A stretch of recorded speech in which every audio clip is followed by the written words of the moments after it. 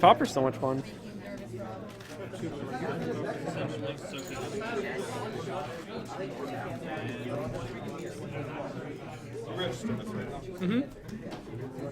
Scan one. Take it. There's no lights on the team today. Like, if this goes to A1, I just don't. Yep.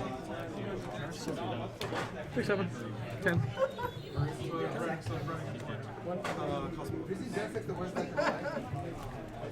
Unless you play Tito round 1, then you start one up. Mega Ladio's Crobat. There you go. What's in the next person's deck? What you can build? I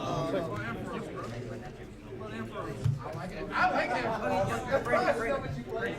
Oh my god, stop.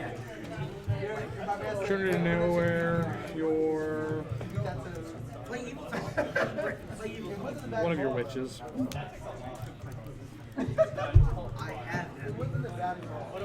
Let's stick it in the pile of cards. I got you. Disney killed you.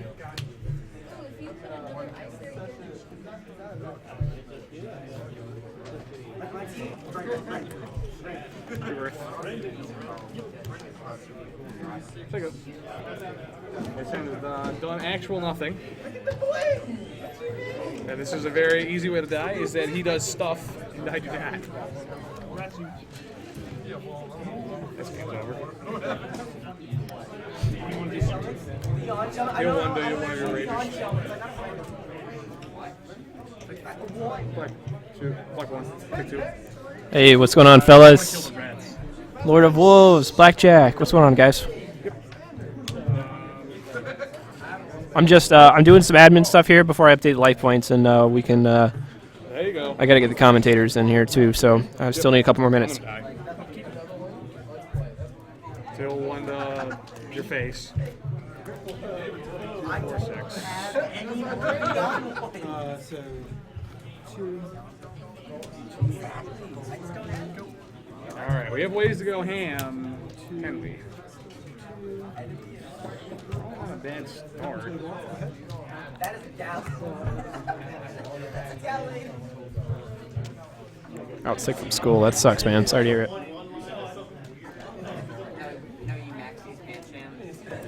That's the team secret. Is the camera good? Yeah, camera's fine. That's a good start. Good start. It ended a good start. And I think I played a land this turn already. Oh no, were you at 7? Yeah. Can you play another creature or get rid of one? I'm gonna play one more creature, but I'm gonna be dead next turn anyway. It doesn't matter here.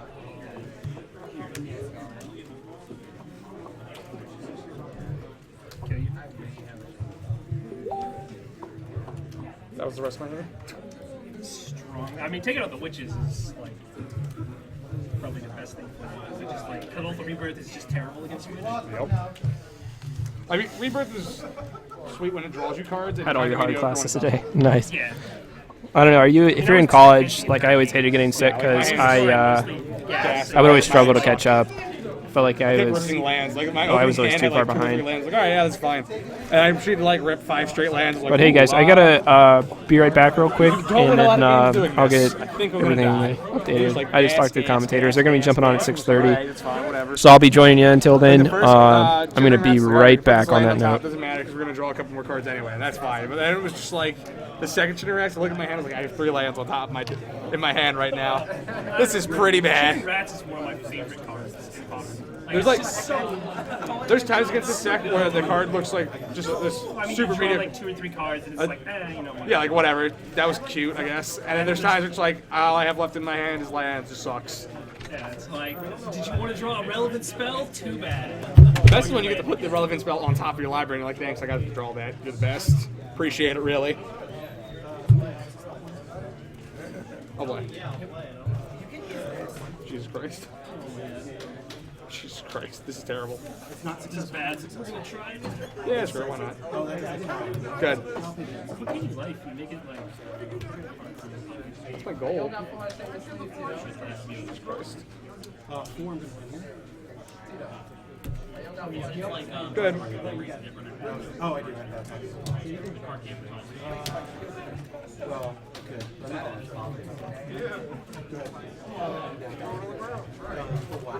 have that too.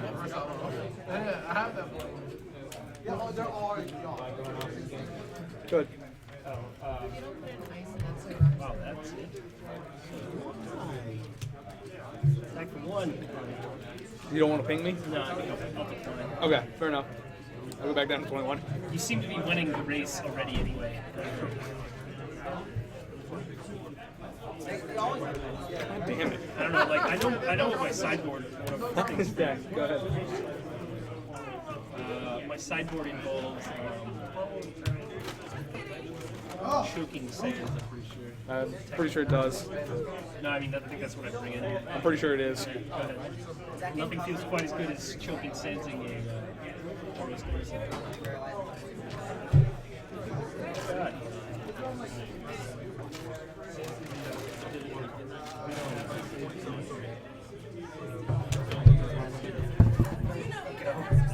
Yeah, it's gonna be the weather.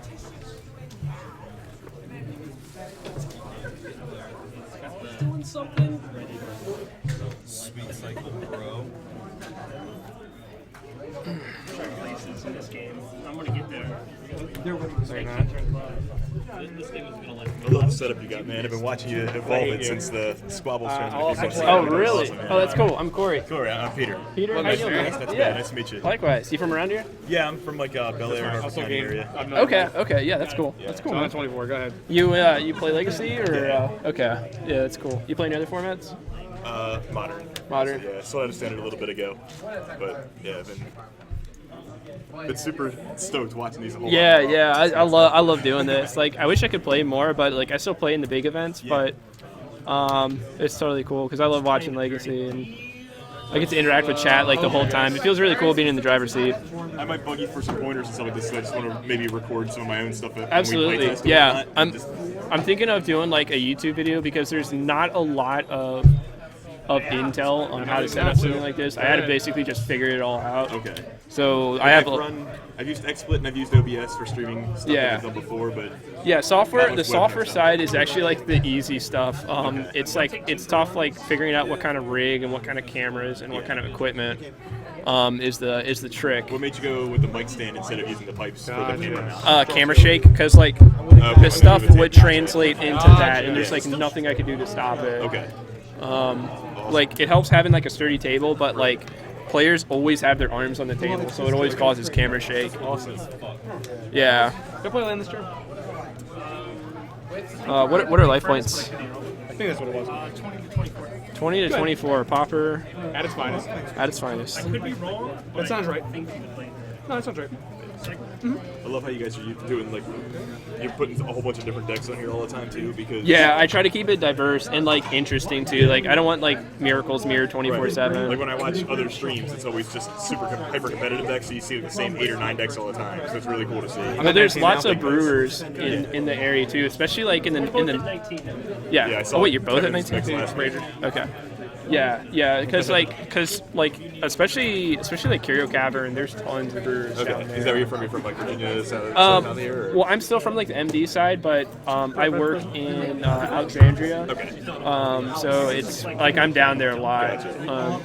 That's actually kind of like how I got into Legacy too. Is I just started hanging I out play with those mostly guys. crit hit, so I see like Crit hit, yeah. Tyler and John Gotza and Bob once in a while. But I'm down here tonight to the L1.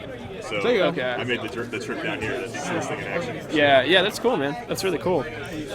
Well, if you're up near Crit Hit, there's HQ Games. Have you been there? Is that the new place, or is that the It's the new ownership. I Yeah. went to their first Legacy FNF. I think it was about a month ago. Yeah. And I've just been busy on Fridays since, but have they gotten bigger numbers? They only had like Yeah, 10.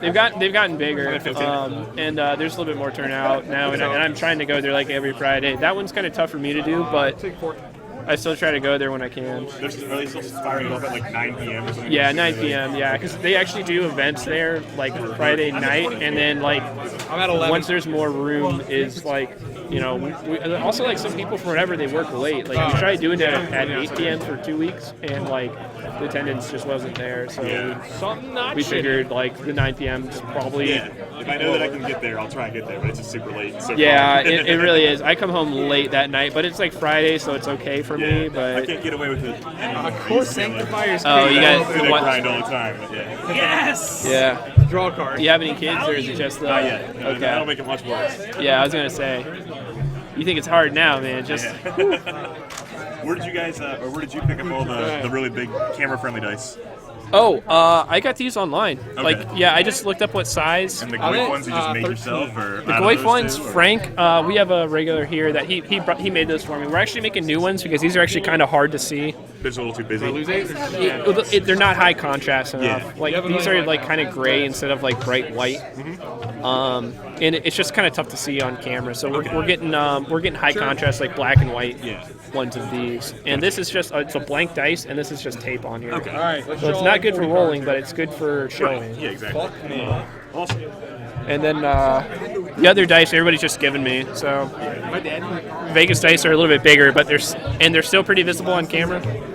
So, since I haven't actually been able to watch the matches, every time I've ever seen you live, I've been playing Hey, around so of somewhere course else. Sanctifier's How draw do a you, card, and Kowalski will are you draw a just card, always brought like in, on top of the match almost, so that you're always more like totals too, or are they and then we have communicating that to you somehow? Or If I'm ever off, I'll usually that ask. against Phil once when we And were otherwise, I playing actually golf, just look at their right? score Like, pads a lot. my And head- I try to keep up with Yeah, the like game, connected but this, I had like I also try to 14 interact and I with was just chat like, as much as just I ask can. them to keep bounce them 4 off things, camera kill so your it's easy entire for you to board, see, swing that for sort of lethal. thing. Well, I mean, like, what the even fuck if just like happened? it's like over there, I can still just kind of lean and just see. He's like, I'll just see whoever's score pad's closest because I can't actually be like responsible for keeping track of real life. I can help settle disputes if like I've been completely in tune, but it's actually really difficult for me to keep track of the game state. I have to just keep track of life points, chat, and then like all sorts of other stuff. So. Yeah, how do you monitor that and still see the chat? Oh, you have it, the Twitch. Yeah, Okay. this is And where it's I really muted wish over there, I had a so- secondary monitor, but that's basically how I do it. I keep it so I can still see the stream, so I know we're live. Yeah. You know, and so I can tell when we go down. I keep it like right about like this, so I can see chat. Okay. I can see what the life points are. Yeah. I have to keep this window selected so I can keep like I have live this more changing aligned, everybody's and I life guess points. nobody Yeah. plays mono black Let me see what else you have on like, the overlay real quick. Can you pull the... There's, like, nothing on the OBS side. thing? Okay. Yeah. Can, I could offer a little suggestion because I did this for like iRacing with my Oculus Rift, so I needed all the screen at all times. Most people who are watching this are full screening this because it's really hard to see the cards. So maybe run a little capture of the chat and just keep it down there. Like, Yeah, I thought open up about something like that, I just thought so you about can- putting the chat in. Yeah, just because people are watching it full screen anyway, so that's the only way they can actually see the chat because they're not really looking at it anyhow. Yeah, there is a way to full screen the chat. But I'm saying the people who are watching this Right. are watching pretty much I just wanna this go full one screen item anyway. last Like you and one probably item have last for more answers. what 1% of your viewers interacting in the chat, maybe 5%. It depends. Like Okay. we can have maybe like 50 people, and we'll have like about 10 people talking. Okay. Sure. So I'd probably say like 10 to Okay. 20%. Yeah, because when I've been Chromecasting this or something like that, it's always been, well. So yeah. whatever I do, whenever I watch videos, I just I go to theater mode, and then I full screen it with F11. Is how I always watch Okay. it, so I can see chat. Yeah. Now, granted, this is a little bit. This is how, I watch Yeah, like this Twitch is actually a lot. from the though. stream. So yeah, this is from. This is. I don't know. I thought that was like from your capture, but no, that's actually from the stream. No, So you're really that's getting what it looks both. like. Yeah. Into just now. That's Let's awesome. go. So, No. do you run your so- own like Do you 4G card or remember something on like that, Christmas- or No, I'm stores using or- I'm using their Wi-Fi. Like, the Okay. router's like right behind me. and So. I got that really Their bad Wi-Fi depth here of works stack. good. Have most stores been pretty friendly as far as just letting you connect them? Oh yeah, absolutely. I mean, as soon as I tell them that, But it was about I to just lose realized to I every have other You're to giving deck. promotion, Yeah. you're advertising Yeah. for them, yeah. So out of Yeah. salt, I've been telling Adam that he owes me $10 That's for awesome. like. You've got different splashes for. I'm on Yeah, Twitter now. this is also I was like, I alright, request this I will whenever I stop like telling I go to you a that shop. you I'm owe like, me hey, I need like a Yeah. good graphic. You let me build put you on a the deck. screen, and And just then Mahler email and me all got one. both. and Like, only if we're allowed to build you a deck. works You out. can build him Keep up the whatever. great We're work. allowed to You're build doing Yeah, a great thanks, job. man. I appreciate it. So I'm Absolutely playing appreciate it. this. Yeah, man. He's playing Miracles with 4 crystal balls, 4 yoke docks. There are 3 yoke docks in the 75. He had to cut Ponders for Serum Visions. And the other major cut is that he had to play, instead of Jace the Mind Sculptor, he's playing Jace Architect of Thought. Yeah, OPM Blackjack. OPM said I could work remote today, so I This did. hand's a little slow.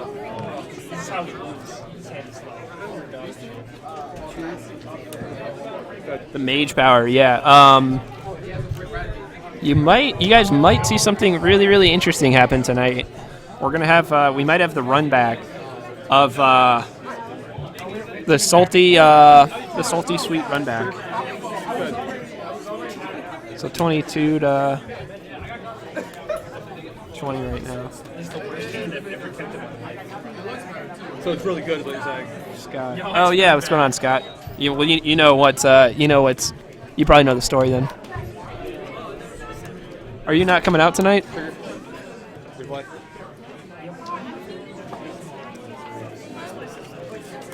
Go ahead. He's dead. You got him.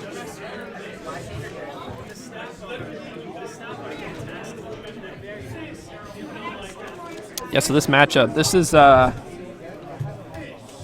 straight out of the top tier of the Pauper metagame. I'm drawing cards. I'm not drawing any cards. This is unfair. You're not wrong. That is the nice part about this deck. It gets to just draw so many cards. It does so much. What are you at, 27?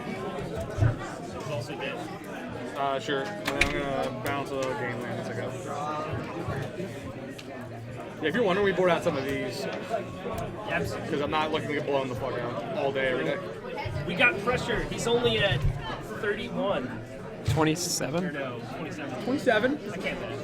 It's not so bad. I don't know. I just like. I mean, 28. 28 turn clock, boys. Ticker was right. Provided he gains no more life for the rest of the game. Provided. I should just start pinging him. That's the path to victory. Well, no, because he can ping you. Blue, red. He's oh, I'm okay. absolutely kidding. I know how this card works. Make it red. Yeah, you got red. Fold that guy. Kuldotha Rebirth Maker for Wellspring Trigger. Yep. That always feels so good. It's the best feeling in the world. Draw a card. Yep. I think we lose this one. I kept a 4-lander on a mold of 6 and Make this a white. Lightning Hawk. Pick this up. I mean, until now, he hasn't really had much pressure on you, so... Like, if you draw Crypt Rats, you're in business. Okie dokie. He's dead as shit. Do you run Shrivel? I do. It's not dead forever. He O-ringed my Curse of the Bloody Tome. That did happen. And then I played Twisted Abomination. I just happened to draw both of my 2 win cons. Tap 5. No, stop drawing cards. Draw some more cards. If I draw another swamp, I'm scooping. It's not over, man. You're not The dead. salt is alive, and I love it. I mean, He can draw. lands. I have drawn this and land. If you draw Crypt Rats, unearth. Alright, well that gives me a bunch of time. Like one spell, like one corrupt or something, and you're fine. Even though I'm at like 30. That's still fine. Might be. Gain 7! So you took 3? Yeah. So what are you at? I 9. gained 4. I mean, what are you at then? So I have Rebirth Trigger. Now we're under some pressure. This game's beginning to look grim. See, I only have one answer main crew, which is kind of nuts. Postboard, I would get Nausea. Yeah, Nausea, Shrivel. I only run the one Nausea. I Yeah. mean, if this deck's running around everywhere, I'll probably add a second. Because I only have 14 cards in my They only run 2 of the Rebirth, usually. Some decks run 3, but I feel that's a little greedy. Like the card's good, but it's mostly just there to get around the sack removal. Oh, you mean like this? Yes. Pew, pew, pew, pew, pew. Wait, did you attack me last time? For 3. We have to take the damage. I'll 70. Anybody in chat play Pauper? I'm at 18 right now, so you go to 12. Actually, you're at 0. Oh my god! Oh, you just barely have the Metalcraft too. You have exactly 3 artifacts. Yeah, I mean, worst comes to worst, I have more artifacts. Yeah. That hand did like absolutely nothing. That's insane. Galblast for 12 you. That happens all the time. I still can't You believe just how like, you draw beat... so many cards that you just like draw a bunch of burn spells against the decks where you don't need to use all of them. I can't believe how you beat me on teachings last time. How I beat him the other I still like this matchup. It's like 50-50 from my experience. If I can get some card draw. Yeah, the issue is I just have a million card draw spells. It's like you kill. That's good, Rudy. I don't care. 4 Sign and Blood and All right. Foragers. Kind of like cycling when you don't need a land. But the difference is I can pick up my cycling lands in game 1. Check my The game levels 2, I don't here. want to have as many bounce lands. Like I brought out 1 bounce land for the Mortuary Mire. Like if I'm gonna get blown out, I don't want to get blown out by like losing that much tempo. Yeah. Because that like destroys it. Like every deck plays it, so like I already know about it. It's not like terrifying or anything. I'm like, yeah, it's there. I know it is. Play around. Let's start this game with 3 lives. Not this time. I might as well though, right? So this is a hand that I really want to Okay. That's really good. The old Sign of Blood, 1 land. Do I draw a swamp? Never. So what's happening, Rudy? How you doing, man? I'm alright. I'm recording a video this week for my art. Got crushed in my first round. Pretty disappointed. Wait, what happened? Second day off for 2 weeks. I'm recording a league, basically it's daily, like the 5-round daily that you can play whenever you want on the go. And they just got like destroyed in the first round. Oh, Jesus. Are you still in it? Yeah, leagues you can kind of like pick up and go whenever you want. Oh, okay. Oh, it's a league. Okay. That's cool. Yeah, I love playing in leagues for that reason. It's just I feel so much more comfortable knowing I can just play whenever. Yeah, that's what I'm in the process of doing. I got destroyed round 1, but hopefully the next couple of rounds go better. Otherwise, this video is going to look real bad. Because I feel like they disrupt tempo too many times. I know that feel. I don't like it. I don't think it's like a bad goal. Logging on and like, oh, okay. So Anuraag's gonna be joining us later, but he'll be coming on. Yeah, he said for like 5 minutes, but instead of writing 5, he wrote 56.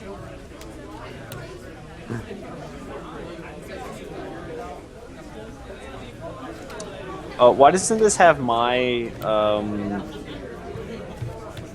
What's up? my donation on here?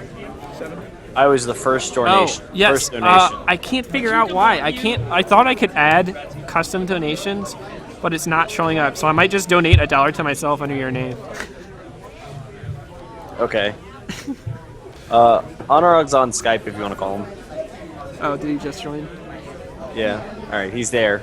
We got him. There we go. Or in a different group though. Add to group call.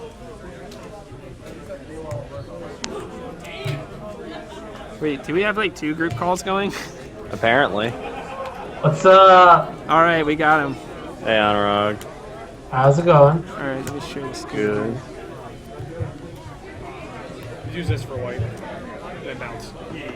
Good. I know, it looked kind of weird. I was like, you did that totally out of order. I know Yeah, what you're doing, but like, that's what I meant to do. That's totally not how that happened. It totally is. Just like enters the battlefield, then you have to tap it. Yeah. I'll take 2. How you doing, Mr. Anuraag? Pretty good. Just got back from work. Found out that some of my packages from Amazon did not make it to my place, and then called them and got them replaced. It was sweet. Amazon is amazing. Oh yeah, that actually reminds me. I have not gotten. I got a new phone, and I'm waiting to get a new car mount that I put an order in a while ago, and it was supposed to be Prime, and it's been like 4 days too long. I'll probably have to.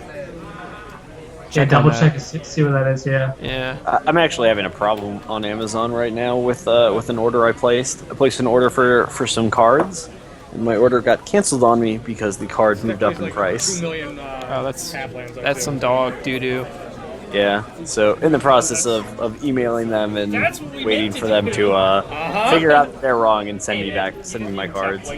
You're right, I just like threw it on the table. Yeah, that's one of those things. So Amazon has amazing customer No service. comments from the announcers on that one, though. That was, like, I've the never had a bad super experience resolving any issues. I've had missed packages, and I've had incorrect orders, and they always just make it right. Like they'll ship you something with like next day shipping if they mess up an And order. draws 2 cards. We'll see what happens. Hopefully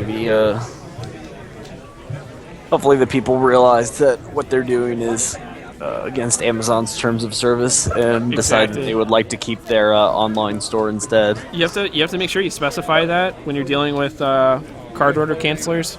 Oh, I did. And Okay. the worst part is they might have actually caused some trouble for themselves because they sent me an email telling me that my item was returned for one reason, and then when I emailed them, they emailed me and said a different reason altogether.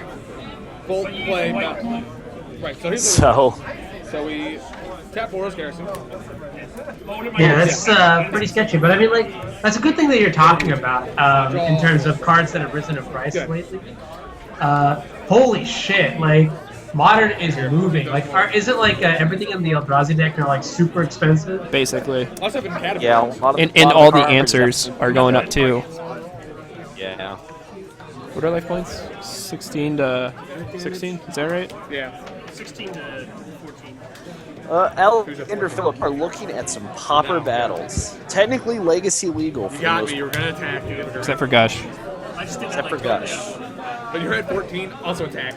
Also Gurmag. I'm gonna drop my volume for you guys, and I'm gonna actually might. This is how I'm gonna get I'm gonna drop it a lot. I'm gonna keep some background noise so it's not like dead quiet, and I'll let you guys take it from here. We're almost ready to start though. Prison trigger. That sounds good. That sounds good. Anuraag, I don't know if you were paid attention or got to see any of the videos from last week, but one of the decks that we saw at HQ Games last week was an Eldrazi deck in Legacy, and man, did it look good. Wait, what? I thought it was only good in Modern. Tell me more about this deck. What's it like in Legacy? Dude, that video I posted yesterday, and it's already my most seen video on YouTube. Yeah, the Eldrazi decks looked very good in Legacy. I think it's a real deck. I think it might actually be able to take the place of some decks like Mud. It's almost an upgrade. So what is it? Is this does it play things like the Mimic? Or how similar is it to the Blade? It's very similar. So the deck has a lot of things like Eldrazi Mimic and Reality Smasher, but it also gets to play cards like Phyrexian Revoker, which is going to be significantly better in a format like Legacy. You get to play Ancient Tomb and Cydia Traders as opposed to any of your basics, and the deck looks still really good. It also gets to play 4 Thought-Knots here as well. It's very similar to the Modern version, but a lot more powerful, a lot more explosive, as you would expect from something like Legacy. Yeah, that makes sense. All right. I guess a deck that has a bunch of Ancient Tombs. I'm assuming it also plays Chalice of the Void.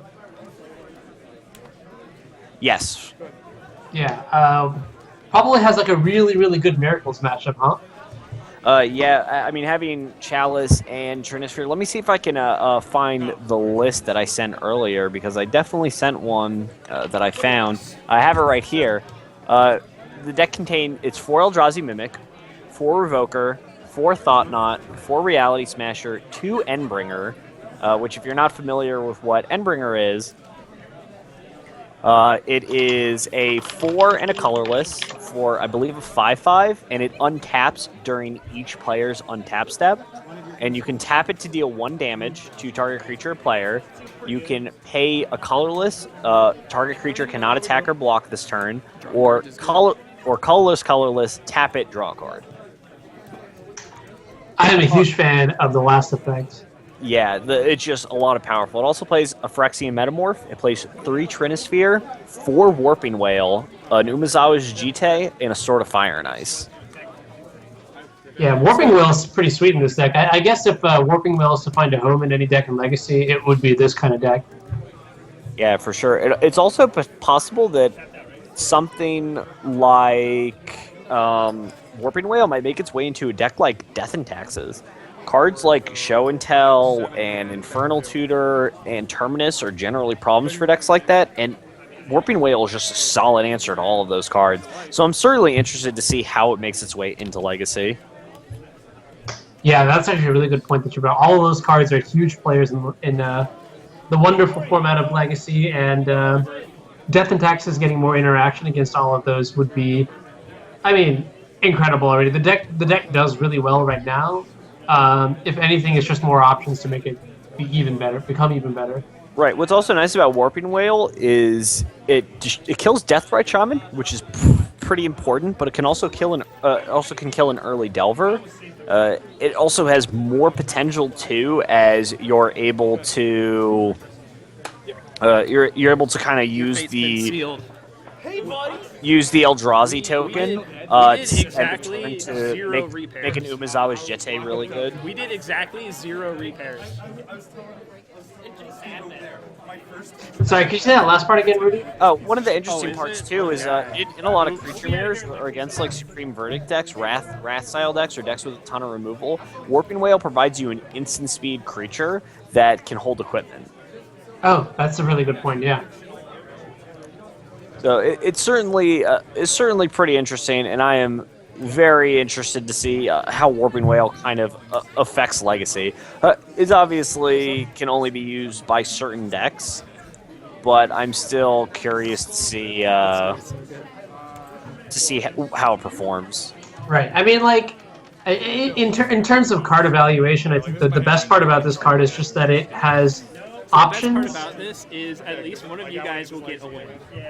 And sorry, one sec. Yeah, no, I wouldn't say it's optimal because it doesn't have enough like. Just like rip corrupt off the top.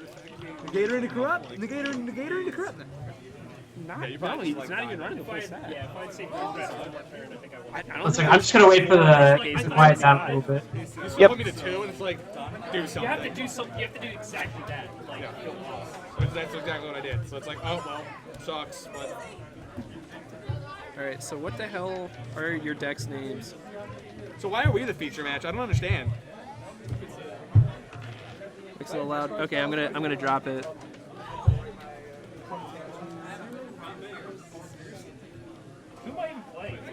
All right, cool. Thanks, Kory.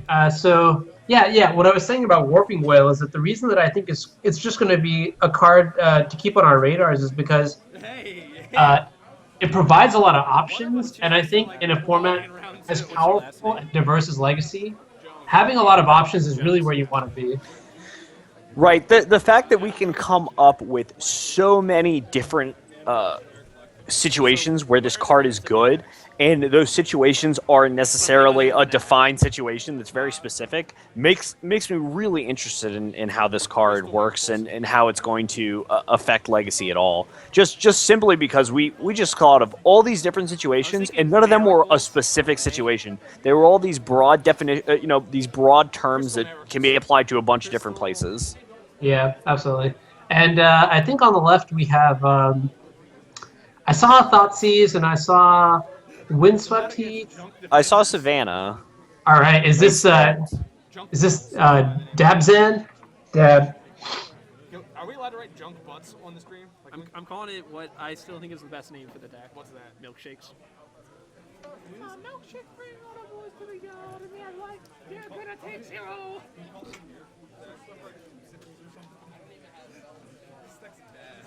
You're fine. It's Crystal Miracles. I like it. It's with an E. Miracles. Well, this is very, very interesting. All right, so we have Milkshakes versus Crystal Miracles. I am stuttering. I don't have words. To help clarify, this is a grudge match run back from the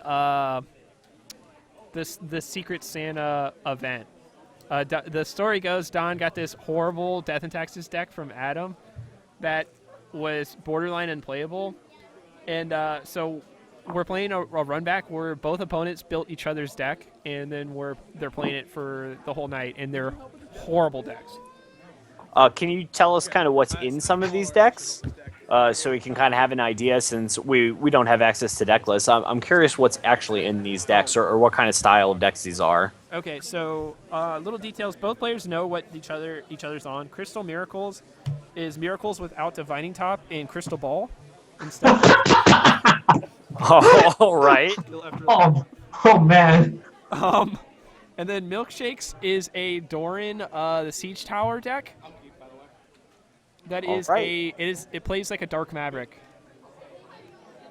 All right, I'm certainly interested to see. All right, Don's gonna go ahead and lead off with Swamp Aether Vial. Pretty solid play against Miracles decks just in general, if not just good against any control deck. All right, so I always wondered what would happen if Wizards decided to ban Top and Legacy, and maybe this is what it's going to look like. Crystal Ball Miracles. It's possible. What I do like that Crystal Ball brings to the table that Sensei's Divining Top does not is the ability to move cards to the bottom of your library that you don't want anymore. Gotcha. And Don is going to take up his Aether Vial to 1. The upkeep, very important for this kind of deck, I guess, where you want to accelerate and cheat your creatures into play.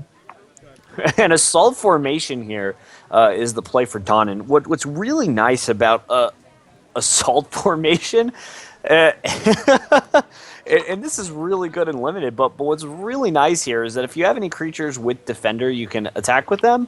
But also what's really nice is you can actually pump your entire team with a Doran in play.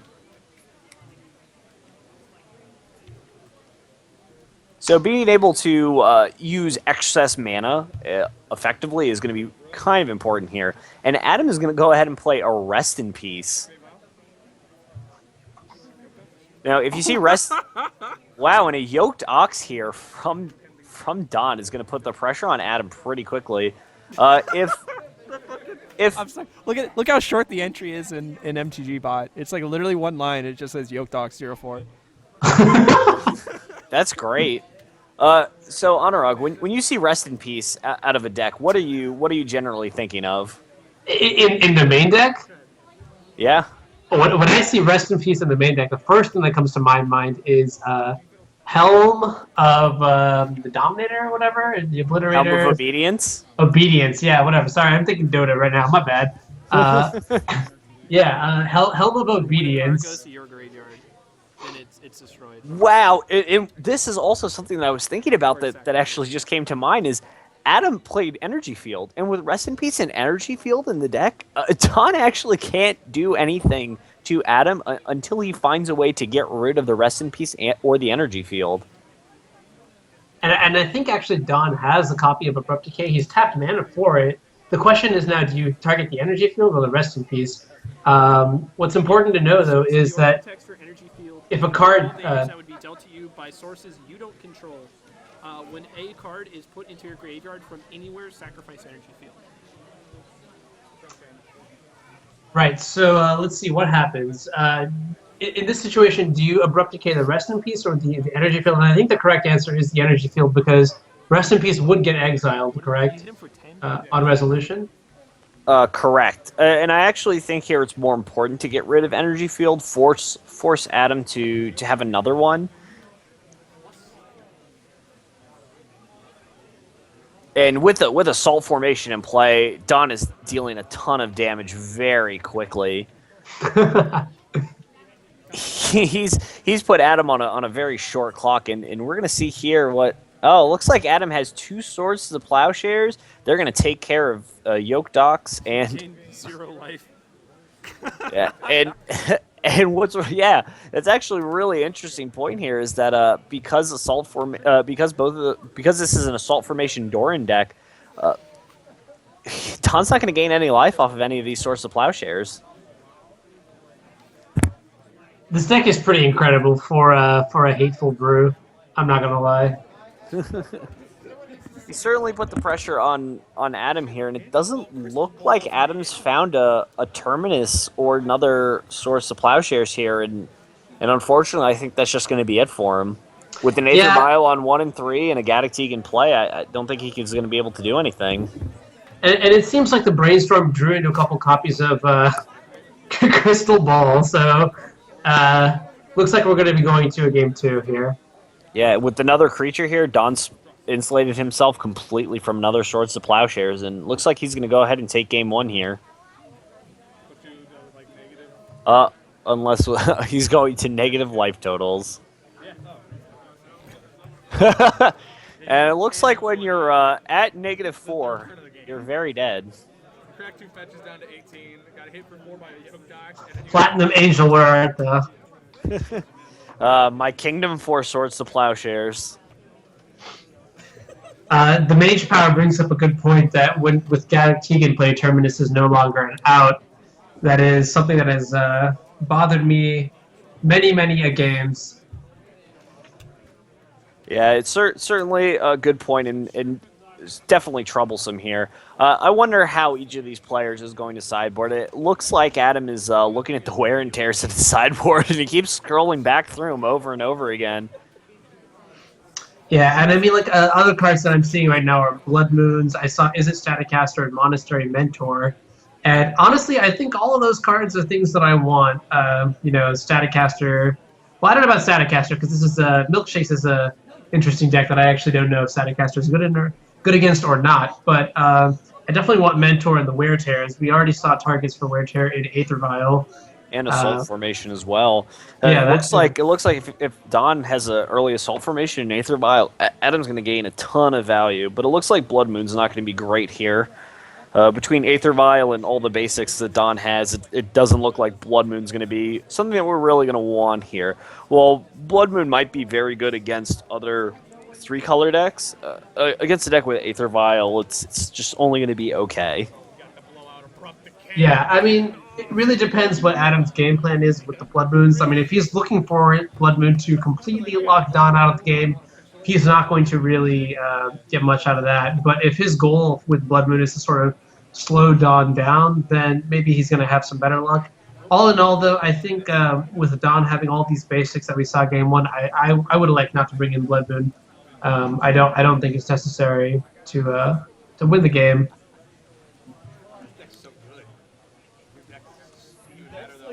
Yeah, I'm certainly interested to see what Don might have in his sideboard here. Abrupt Decay is obviously going to be pretty solid here. I wonder if Don's going to have something along the lines of Golgari Charm. He might also have brought in some artifact removal in some shape or form. Like, I don't know, are there any good high toughness creatures with, I don't know, like Kasali Pride Mage-like effects? Kusali Pride Mage is going to be pretty solid here. It looks like Don has a Maelstrom Pulse and a couple of equipment in his opening hand. And I think Adam has a couple lands, a certain proxy. It might be an energy field. We'll probably see in a couple turns. There's also a Rest in Peace. Basic Plains and a pass here from Don. Not a very powerful start here. Didn't have a 1-drop, didn't have an Aether Vial. But it does look like Don has Enlightened Tuner. It looks like he's just going to go ahead and fire up this Enlightened Tuner. If I had to make an educated guess, I would certainly go with he's looking for Assault Formation. That would be a strong card to Enlightened Tuner for. And we see Adam cracking here. I think he's about to cast a counterspell.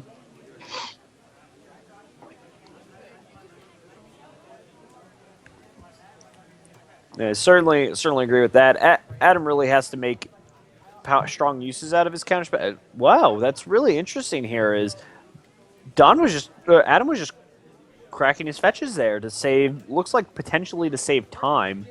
But what I don't like here is that he fetched for a Tundra and an Island. So if his opponent has something like Wasteland, he's just going to be colded off of white for a while. Doesn't look like he has another white land in his hand.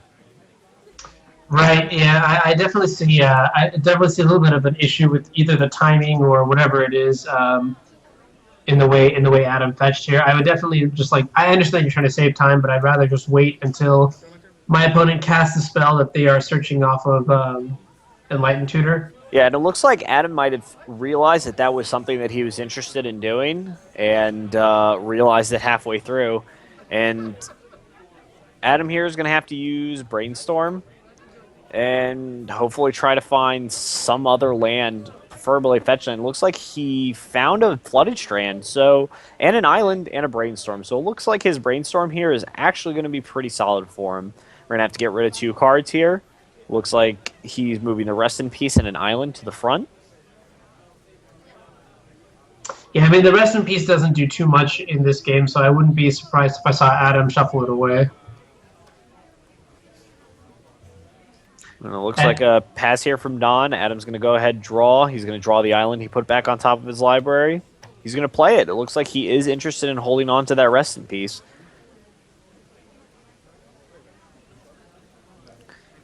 A draw. Don's going to go ahead and use his Windswept Teeth here to find a green source. My guess is going to be a forest. Yeah, and I think Don is purposely getting basics to play around potential Blood Moons. I mean, it's not uncommon to see Blood Moon out of the Miracle sideboard, so it's better to play safe than sorry. Wow, and a Nyx Fleece Ram from Don. Oh man, we are going hard here. How's it going, Min? The crystal portion of Crystal... Hey, man. The crystal portion of Crystal Miracles is a Crystal Ball. Adam has no Sensei's Divining Tops in his deck, so he's going to be using Crystal Ball here to kind of scry during all of his turns to try and figure things out. Looks like John gained a life, and looks like he might try to go for an Assault formation here to get in for a total of 5 damage. Now, what's really interesting here is that Don also has an Aether Vial that it looked like he valued a little bit more, but that is pretty interesting. I think it might have actually been better for him to go ahead and try to debate out the counterspell with Aether Vial first. And wow, what's really interesting there is Adam went ahead and pitched a Jace Architect of Thought to Force a Will. Yeah, I mean, Aether Vial is a problem. What's interesting is how I was not expecting Jace Architect of Thought. All right, this is pretty sweet. So for the chat again, as Kory mentioned earlier, this is a pseudo grunge match where each player designed their opponent's deck. So if you see some weird or unexpected card choices, this is more of like a friendly match between 2 friends. Friendly match between 2 friends, between 2. Checks out. Now, Anuraag, what is actually really interesting here is Architect of Thought actually might be better in this kind of version of a style of the deck. Without Sensei's Divining Top, you really want to try to find one of your ways to win the game, and Jace is not only going to be really good at protecting yourself and protecting your life total, it's also going to be pretty solid against finding all of your answers and finding all of your threats. I guess what's hilarious or pretty cool here too is that if Adam manages to keep Doran's off the table, if he manages to keep Assault formations off the table, James could actually just go all the way. Just dig a bunch of cards, end up ultimating, because I'm not sure if any of Don's creatures actually deal significant damage without the damage modifiers on the table. Right, and what's really awesome here is that Adam found a Caracas, and Doran is certainly a legendary creature here. Looks like Adam found a Helm of Obedience and a Rest, and he's going to go ahead and cast one of his Rest in Peace and get that off the get that on the table. Start building towards Helm of Obedience. Right. So next turn, if Adam draws a land, he can get the 5th land into play, cast the Helm of Obedience, and then combo off there. And so the way the Rest in Peace. Oh yeah, go ahead. Unfortunately, it didn't look like Adam actually had another land. It looked like he put Counterbalance on top of his library. Oh, okay. All right. But for the viewers, the way the Rest in Peace Helm of Obedience combo works, Helm of Obedience says that you. One sec. Let's get the card up here in the chat real quick. Helm of Obedience. It's certainly one of those old cards that works really weird. Right. So the idea with the Helm of Obedience Rest in Peace combo is that with Rest in Peace in play, all cards are going to get exiled, and Helm of Obedience keeps going through your opponent's deck until a creature card goes into their graveyard, right? But since there are no creature cards going specifically to the graveyard, they're all getting exiled. what happens is Helm of Obedience will mill the opponent out, and it's like a 2-card combo that saw a lot of play in Miracles a while back when Rest in Peace, Energy Field, and Helm of Obedience was all very popular. All right, and Don here drew a Green Sun Zenith. He's going to use this Green Sun Zenith. He's going to go ahead and he's going to get Doran the Siege Tower, and he's going to get in for 10 here with these Nyx Fleece Rams.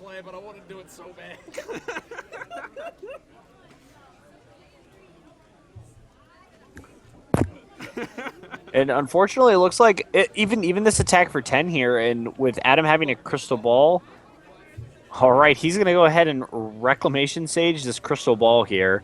Wonder if Adam's going to have any responses. What the hell? Check the floor.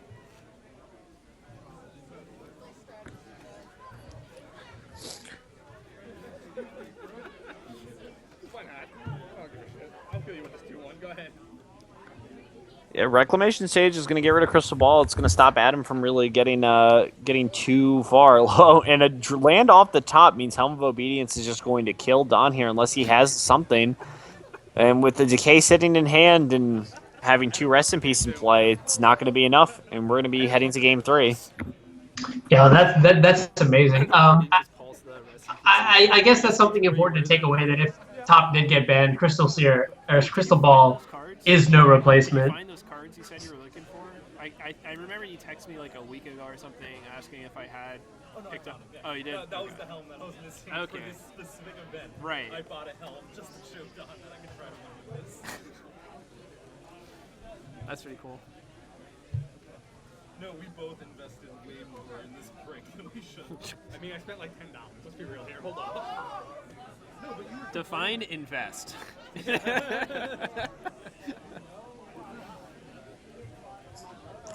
I'm really interested to see how their sideboarding is going to change. I wonder if Don realized that maybe some of his cards were not going to be very good in the matchup, and he's going to go ahead and move some of them out there. Dick's Fleece Ram was kind of bad. It looks like Adam's basically on an all combo spree. Adam's only real way to win, it looks like, based on what we've seen, is Jace Architect of Thought to get something out of his opponent's deck to kill them with, or find Rest in Peace and Helm of Obedience.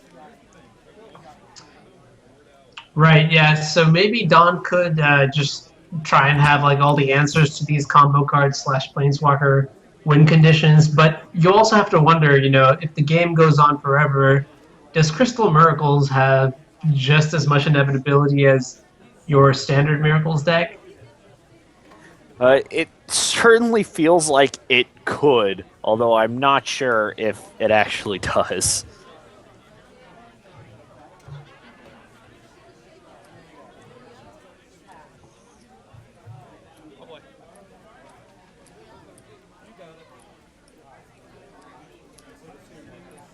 It's pretty hilarious. Also, I keep changing one letter in your deck name just occasionally. It's been like Miracles to Miracles to Miracles, yeah.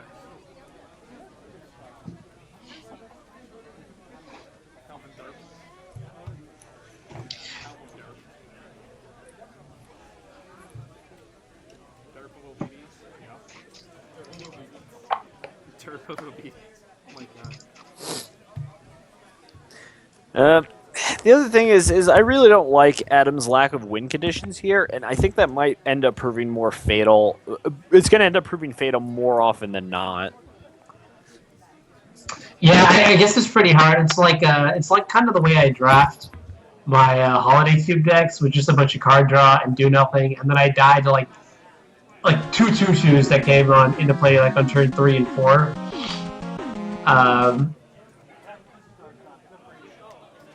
I'm actually curious, is Adam, is he still playing cards like Terminus and everything like that, or is it just Crystal Ball and Counterbalance for the quote-unquote control aspect?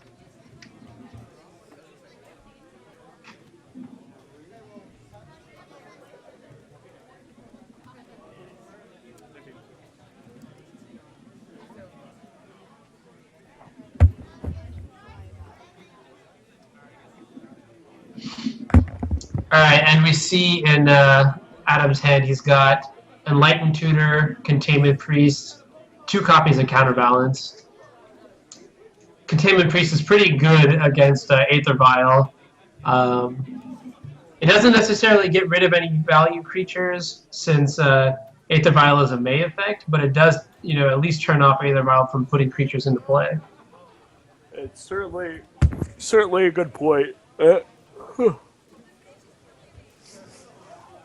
Now, Don's going to go ahead and he's going to lead off with another Nyx's Fleece Ram.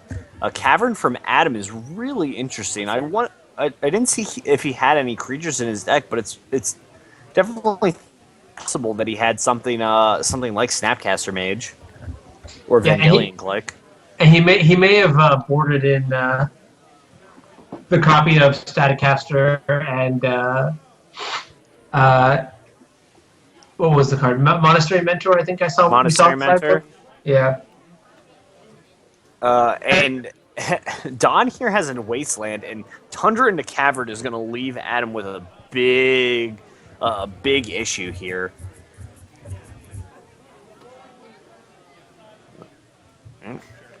I was just going to use the Tundra that got wasted to get rid of a Nyx's Fleece Ram, and Don shows him up with another one.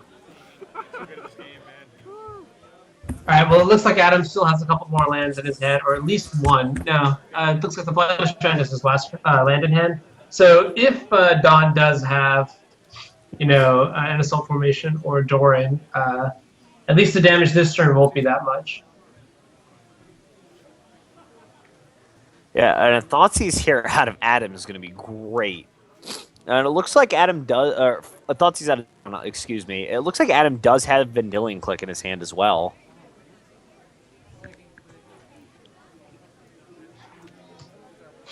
What's interesting, though, is that if Adam did board the Staticaster, and that it would be dealing a decent amount of damage.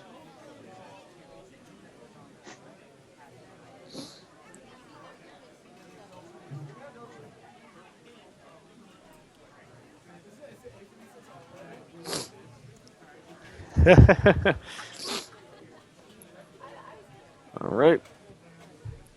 And we're going to get to see the hand here. We see Swords to Plowshares, Counterbalance, Containment Priest, Vendilion Click, and Enlightened Tutor. What do you think Don's going to go for here? It's really hard to say, actually. Like, he might go for the Swords to Plowshares since Adam has already, cast one sort of stress that, let the creatures get there eventually. I think taking Counterbalance is probably not the best. But Enlightened Tutor for the combo or Vendilion Click for just a stymie interaction. Looks like Adam is going to lose his source to Plowshares, though, so... And without trying to land, Adam's going to just have to pass back, and this is definitely a dangerous spot for him. Oh, wow, and a Doran off the top. Oh my god, it's a force.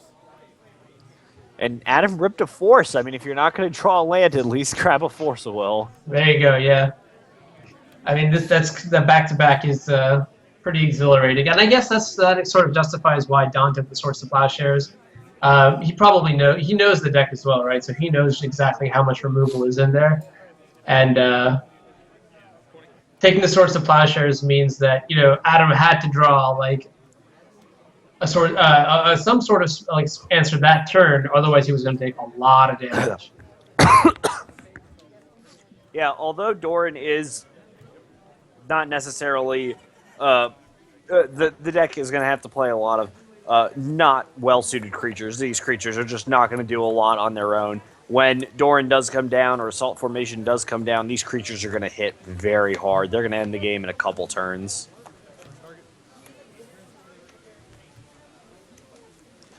And Don's going to go ahead and show us a hand of Maelstrom Pulse, Verdant Catacombs, Windswept Teeth.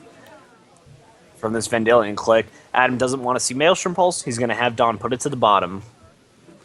A draw off the top, and Adam's going to draw Caracas. And what's really interesting here is that now Adam can leverage his Vendilion Click advantage by bouncing his Vendilion Click with Caracas every turn to recast.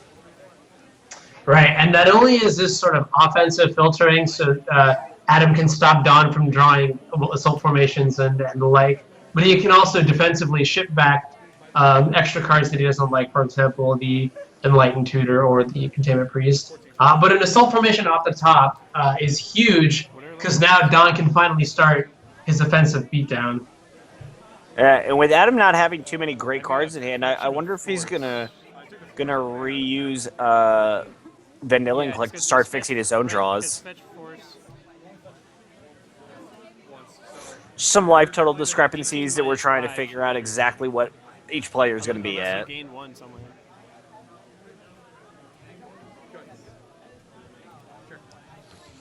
All right, and Adam's just going to get offensive here. He's just going to go ahead and throw Containment Priest down. Oh, is this a miracle from Adam? And it is. He's going to cast Terminus. Oh, man. This is rough. Having just flashed in the Click and the Containment Priest.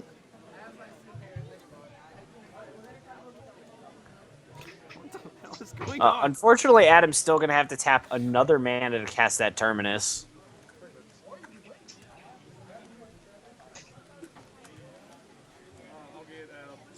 No, we're going to try and let them know. Hopefully, we can get them to fix that. Otherwise, Adam's just going to have a free Vanillion Click here. What's going on? No. What were the commentators saying? Did I miss something? Yeah. Go ahead. Adam used Caracas to bounce his Vanillion Click, but didn't pay an extra white mana for the Terminus. Yeah, okay, so you used Caracas to bounce your Vanillion Click, but you did not pay an extra one to Terminus? Okay, there we go. There we go, and we got it taken care of. Pretty easy fix. What is the proxy, or the playtest card? Oh, that's a Falk. Okay. All right, Don's going to go ahead and fetch for a Bayou here. Going to go ahead and take a draw, see what he's got.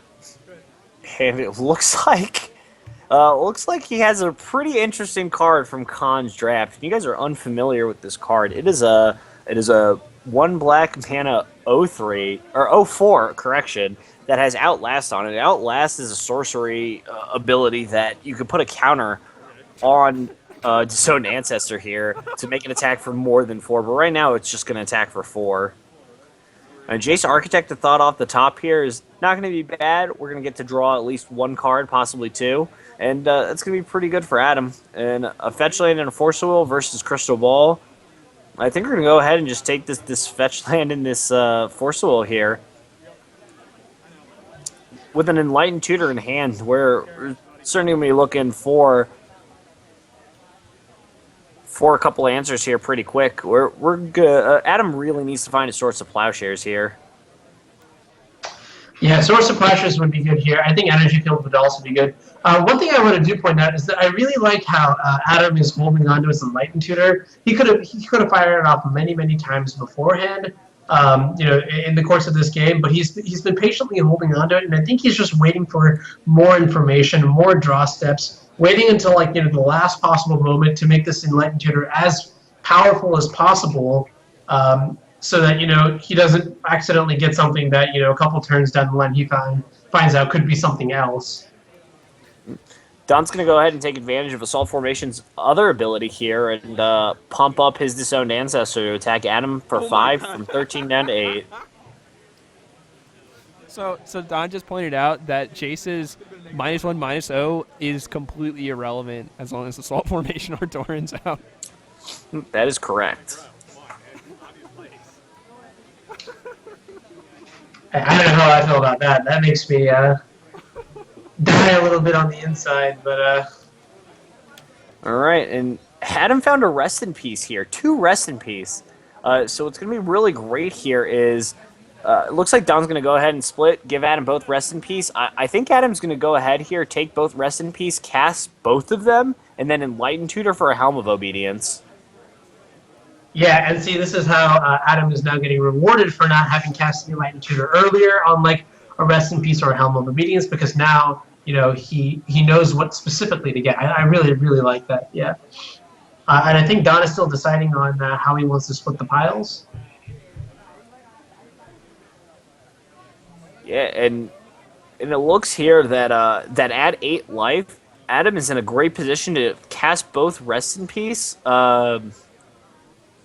Yes, it is potential that he falls into Maelstrom Pulse, but with Maelstrom Pulse being on the bottom of Don's library, his fetch land's going to have to be really good here.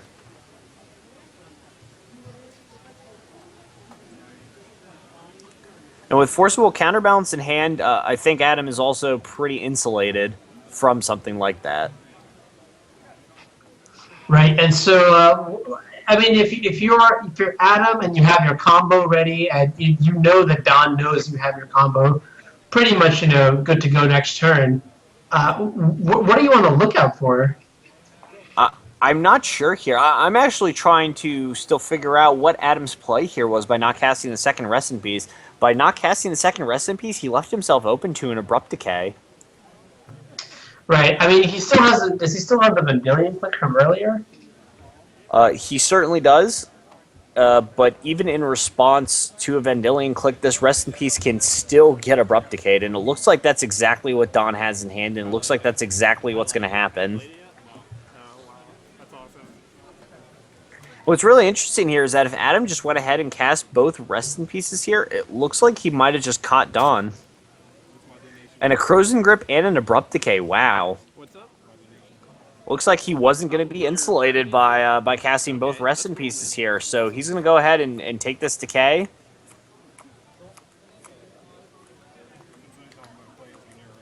Frozen Grip's a really interesting choice here, and Frozen Grip's getting better and better as time goes on. And another Terminus off the top from Adam means that he's going to be able to protect himself a little more from any creature that Don has.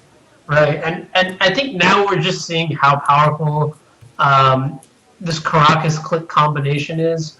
It gives access to random plays like, let's end a turn, Enlightened Tutor, put something on top, and then if I really want to draw it, I can Vendilion click another card and just dig through my hand, etc., etc. What are life points right now? I have it at 16 to 4.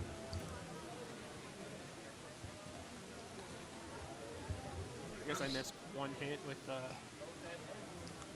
04. Yeah, Adam is certainly on a dangerous life total, but without any creatures and Don only having a reactive hand, this Vendilion click might be able to go to town. And what's really interesting here is that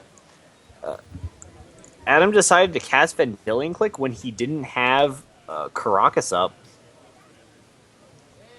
If Don were to draw an Abrupt Decay or something, he might be able to just remove Vendilion click completely, which would prevent Adam from really gaining any value from Caracas. Yeah, that is true, but I guess if you think about it, there's a double bind, because let's say that this Vendilion click does die to an Abrupt Decay, right? So then doesn't that insulate the combo a little bit more? Do you think? That's definitely true, but with a Frozen Grip in hand, I guess that's a pretty reasonable point. I think it would have been potentially beneficial for Don to Abrupt Decay a Rest in Peace, knowing that Adam has a second one and not enough mana to cast Rest in Peace and Helm to kill him in turn. He would be able to have at least a couple more draw steps before Helm was found. And it looks like Adam's just going to go ahead and insulate himself just as much as possible by having 2 Rest in Peace in play and leaving up Caracas Vendilion click.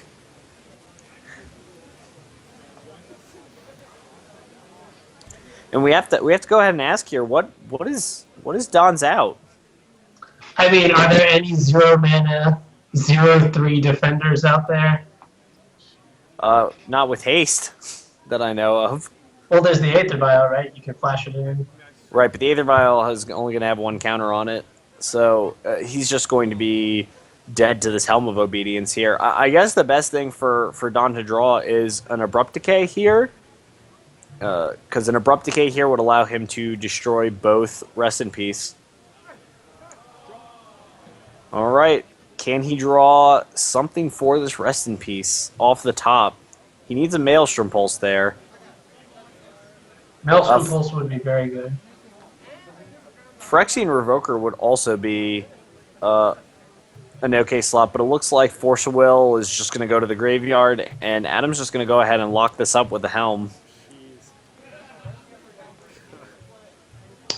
And yep, Miracles without divining top, everybody. Still very good. Terminus, still great. Oh my god. Alright, I'll be right back, guys. I'm going to see if I can get us another match. Alright. It looks here like Miracles is too good. Doesn't need counterbalance, just needs Terminus. Doesn't need top.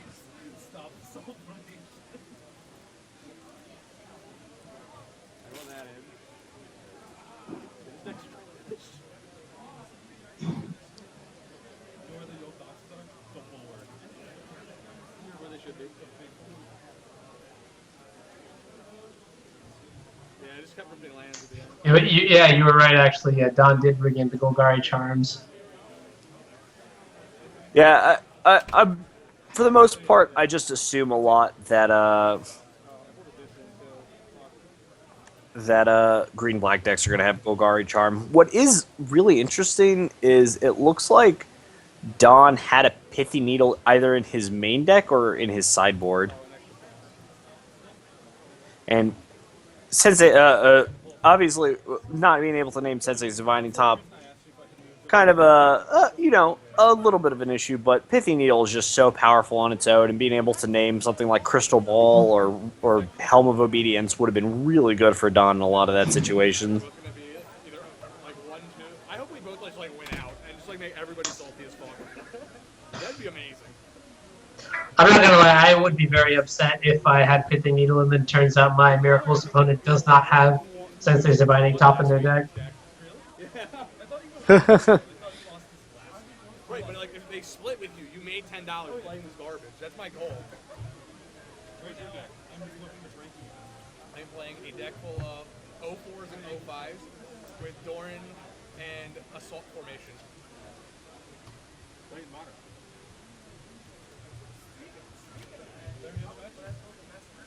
To be fair, of the cards in this deck, the only cards not legal in Modern, I believe, are the dual lands. Yeah, if you guys want to jam Pauper, that's cool. And Toxic Deluge. The rest of this deck is in fact legal in Modern.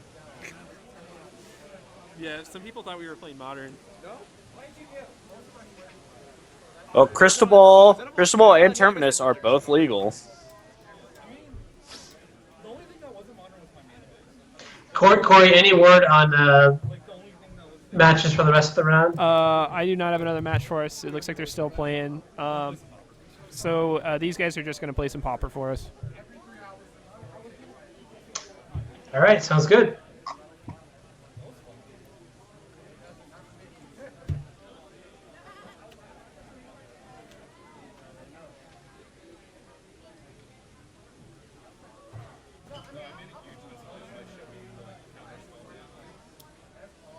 Yeah, I couldn't figure that out. It's because I was I kept balancing I just didn't know.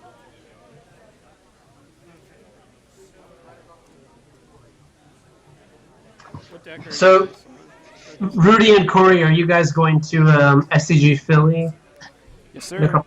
couple weeks, Yes, all right. I will be at Star City Games Philadelphia, I think. Pretty sure. Isn't it right outside your house? Yeah, it is. It's like half an hour away. Oh. Oh, what are we playing?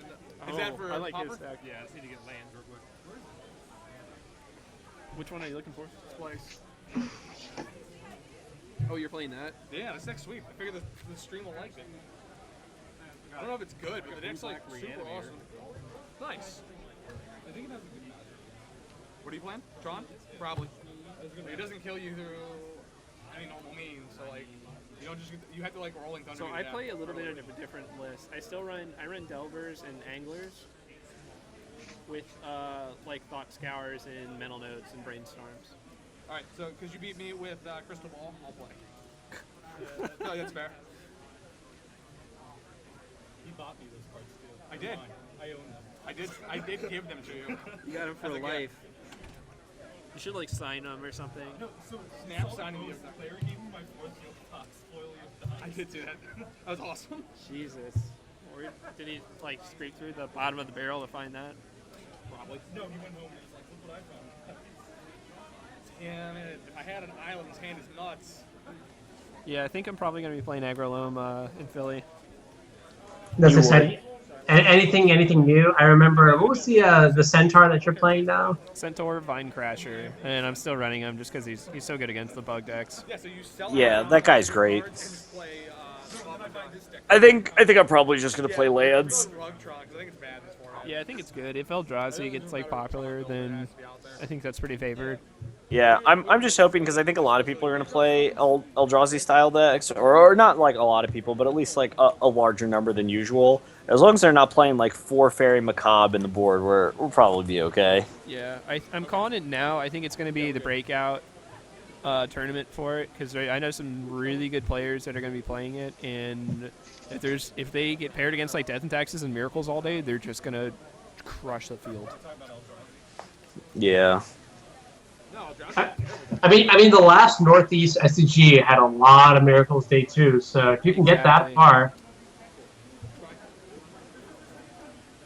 But what I'm worried about is how is the combo game?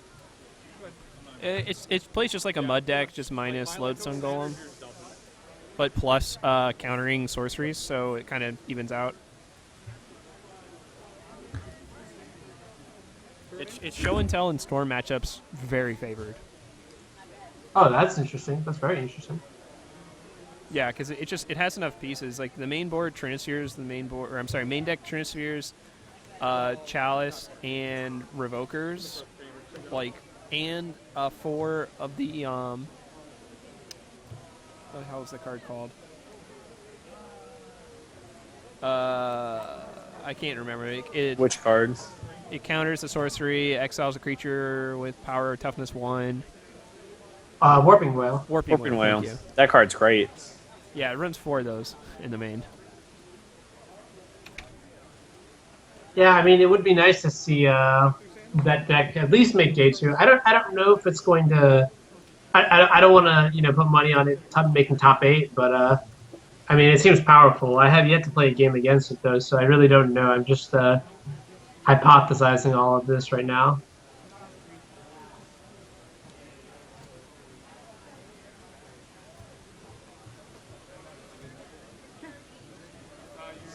Wait. Yeah.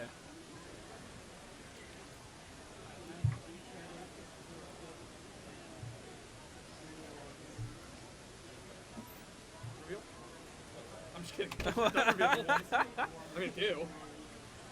But you don't have to. No, please. Pauper the casual. No one cares. I take my Pauper serious. I'll have you know. It's so serially. Dawn's reflection on Signature Chamber. Check out. So do you guys, Kory, I know you play a lot of games. Do you play, have you played The Witcher 3? I have not. I haven't either, but Lindsay I know a lot about it. Rudy, you said Lindsay played it? Yeah, Lindsay likes it. Gotcha. Yeah, I started playing this this game like a couple weeks ago. I don't play too much, like a couple hours a week, whatever. And oh my god, it is so much fun. Sweet block, bro.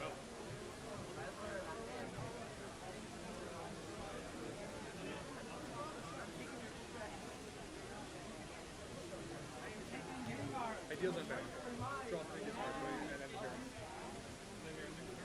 Not quite.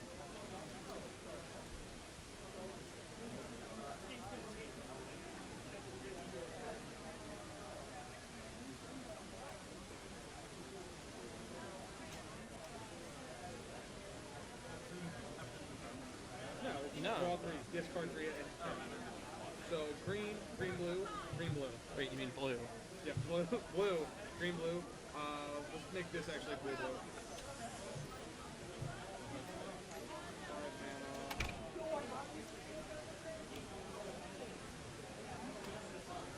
And then I'll go to my discarding 3 and then step. Discard Thornwood Ball, Island. Check out.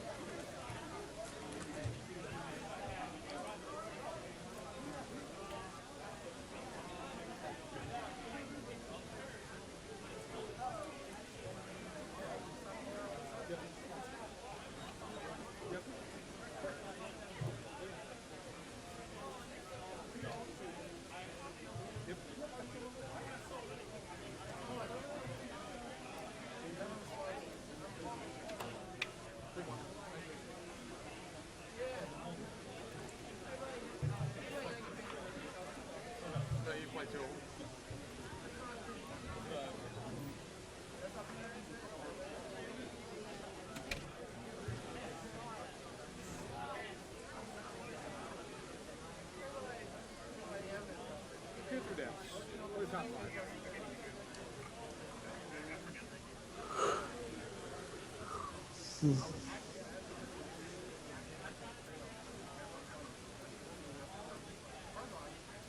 a couple of puppetry.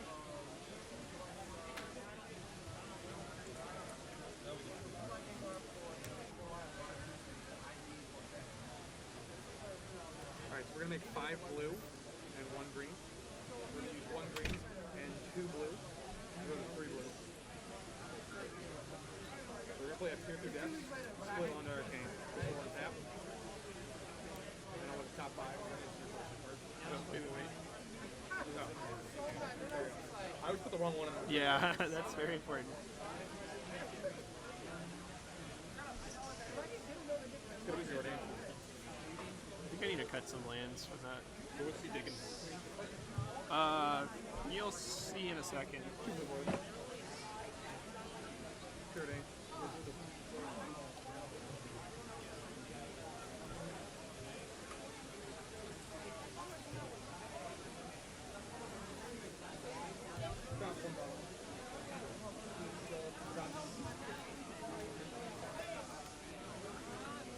Float another 5 blue, so we'll go up to 7 blue, and then 1 green. Use 2 blue, and then a third splice. We'll go down to 4. This is on tap. This is and go off.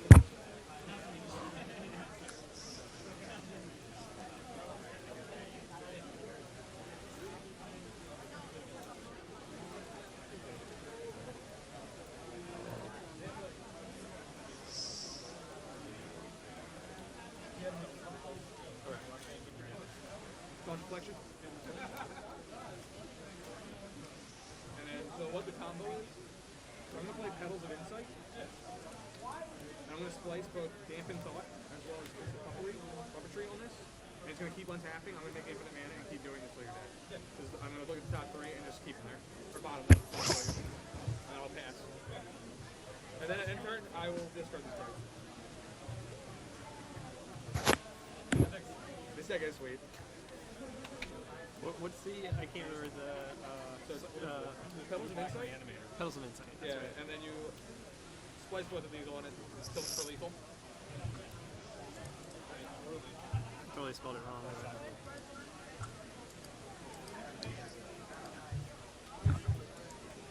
How many lands are you running in this? 20.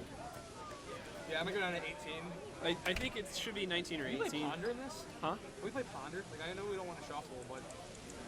Yeah, it needs more cantrip. I think it needs bigger cantrip. Like, it needs, like, 3 or 4 drop, like, draw X. To just get through, a lot of the stalled draws. Like, I put, like, on-curve cantrip. Like, Preordain's, like, I think better than Brainstorm for the deck. Yes, it is. And, Impulse is also really good for the deck, because it just fits the tempo, right? And it lets us find our enchant, lands. Yeah. Like, that's what we need more of, is things to find enchant lands. Yeah, the original list was running 7 of the enchant lands, which I was like, nah, I think you have to run the full 8. We can't run Utopia Sprawl, unfortunately, because I forgot it was an enchant forest. So it doesn't work. We're running for the bounce land, obviously, because that's like the best land to enchant. Yeah, get you an extra mana. Right. Sure. Okie dokie. Roll 1. Okay.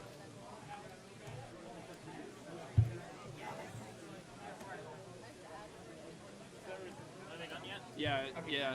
Go the last match. Oh, Adam Adam won. got a 2-1. All right. Oh, sorry. Usually you're pretty good about coming up. Good? I'll gain 1. 21. Good.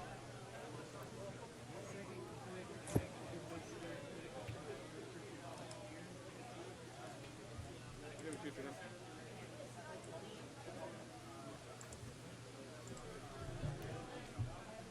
Quarter brown. Good.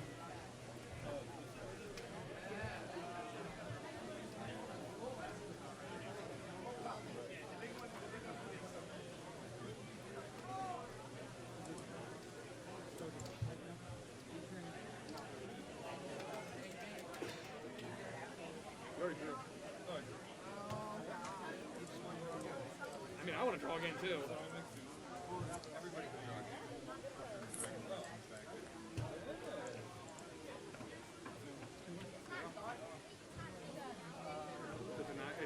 fire breathing. Take one. 20.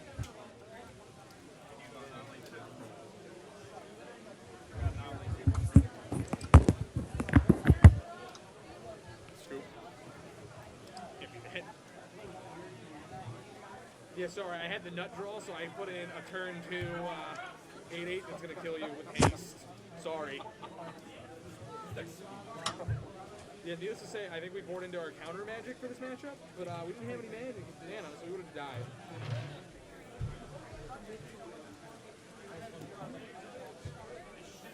Fun's fair. I enjoyed it. Yeah. I'm just like, he's not gonna have the helm right now. Yeah, it's a one of us.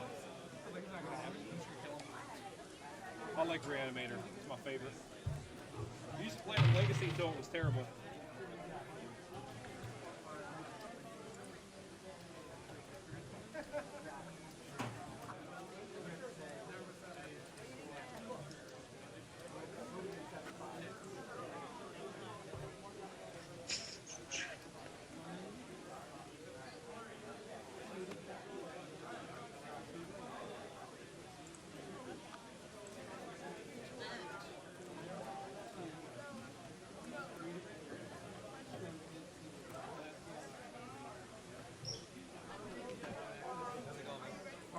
All right. Okay, we got the next match for you guys.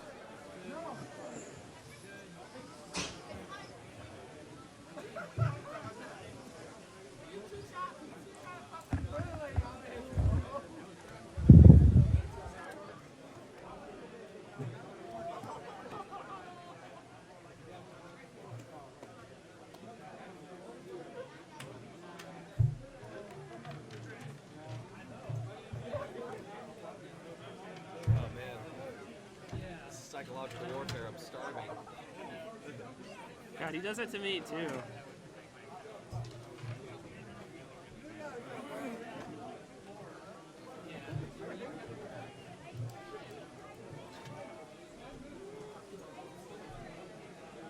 Are you playing what, Yeah.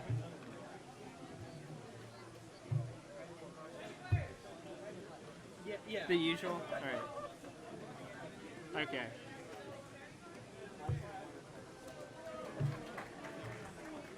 What happened?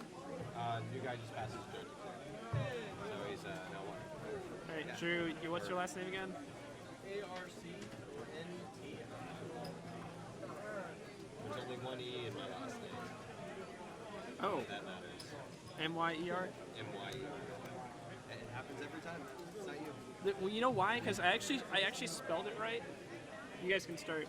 I spelled it right once, and then someone told me it was M-E-Y-E-R. And for whatever reason, that always stuck. It's all good, too.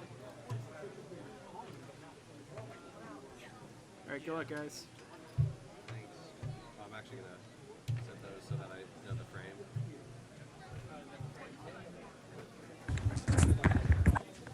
All right, and we have a very interesting matchup here between Red Green Lands and Twin Stompy. Now, correct me if I'm wrong, but I'm going to go ahead and guess that this Twin Stompy deck is going to have cards like Blood Moon in the main deck. And that might cause some problems for some Rory in this matchup. But what is interesting is if Rory does have Molten Vortex in his main deck and he can get it down before a Chalice, he's actually going to be able to have a win condition through Blood Moon. So what was the announcement? Peter DeBorgia has his own judge. Do I know Peter? I don't know Peter, so. Well, congratulations, Peter.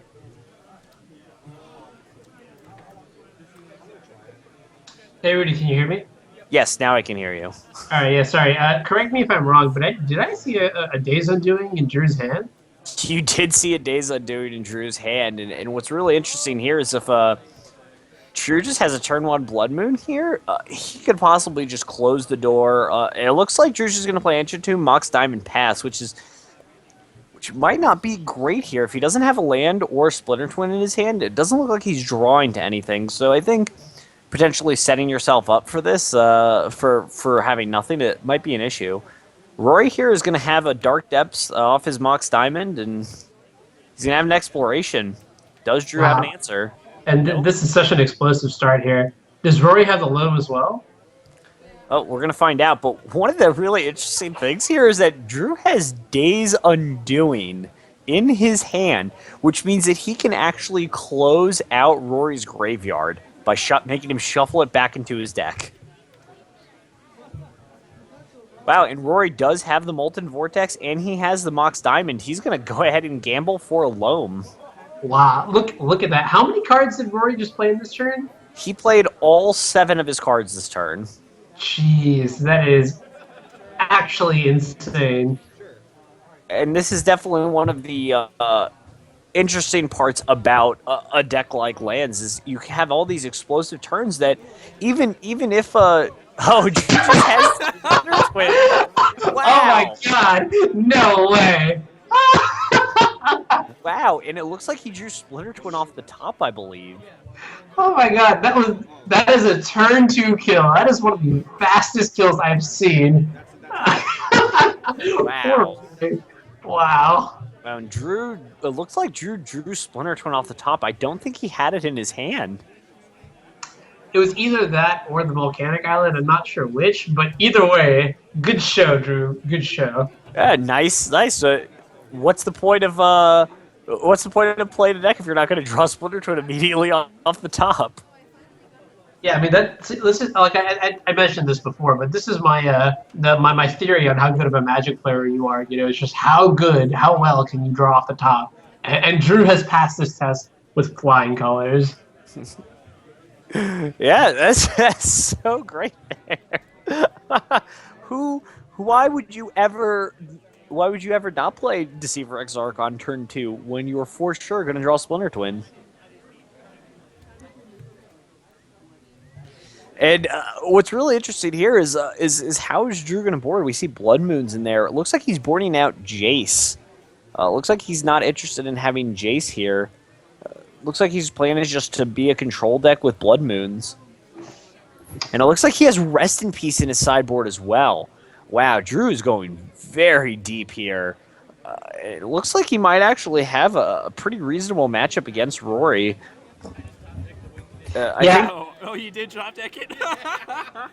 We weren't sure, because I didn't see a red card in I was sure. I knew. I was just gonna Days Undoing. Shovel your great card back in. All right, and let's see. So we know for sure Rory's going to go ahead and board in his 4 Crows and Grip. I think it's also reasonable that he boards out one of his Dark Depths to go down to 3, since with Blood Moon the combo's not going to be as easily accessible. If he has a second Molten Vortex in his sideboard, that's certainly something I'd also look to board in here. Chalice is going to be pretty bad. It's not going to be a card we're looking for. I don't think Sphere of Resistance is also going to be great in this matchup. I think Rory's really just looking to make sure he has Glacial Chasm in play, because that insulates him from ever dying to Splinter Twin, and just hopefully Molten Vortex and eventually Crows and Grip a Blood Moon and kill him that way. Yeah, I mean, and that's my initial thought as well. But I really feel like Drew just has so many like haymakers in his sideboard, like with the Blood Moons and the Splinter Twins and the Rest in Peace, and you're taking one return from like Deceiver Exarch. Like, I mean, like it's not like a threat Deceiver Exarch, but it's also like 20 turns down the line, you just realize you're dead, and you're like, what?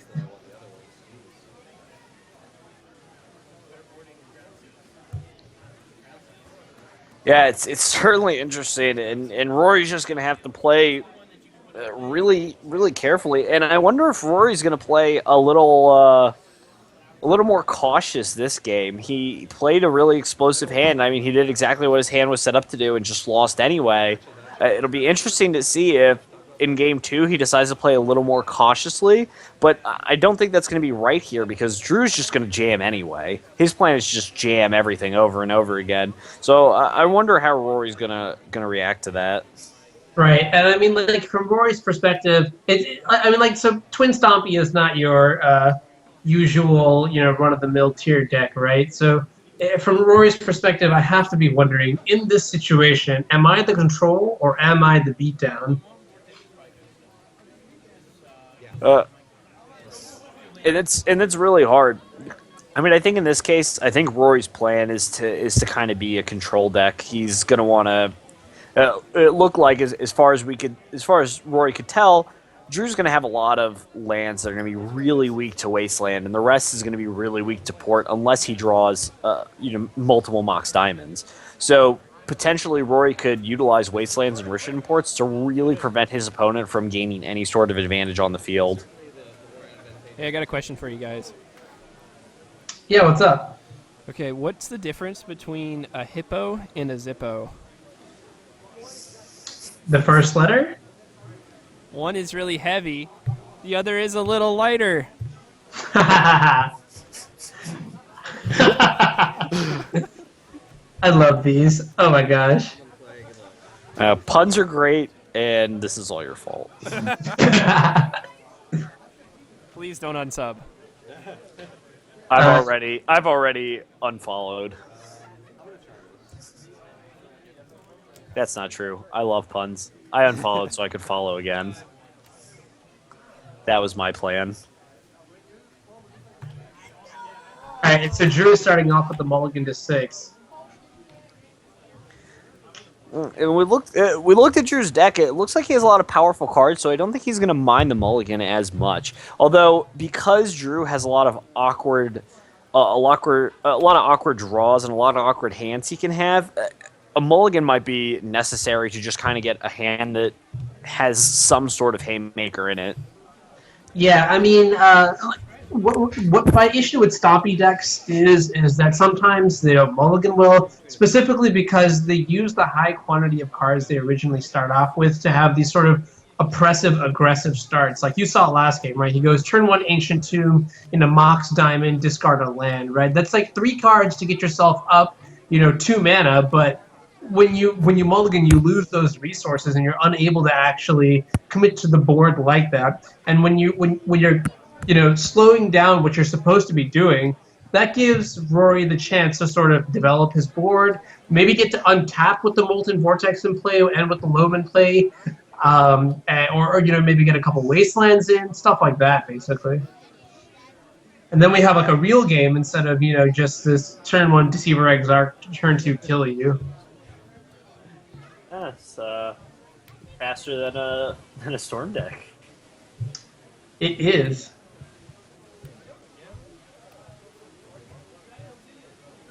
And Rory with double exploration, 3 lands in play on turn 1. That is incredibly fast.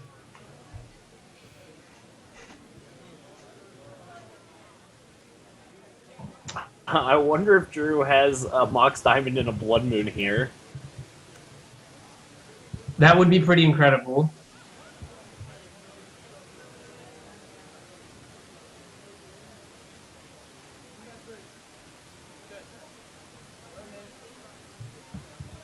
And yeah, oh, go ahead. It looks like he just doesn't have anything going on.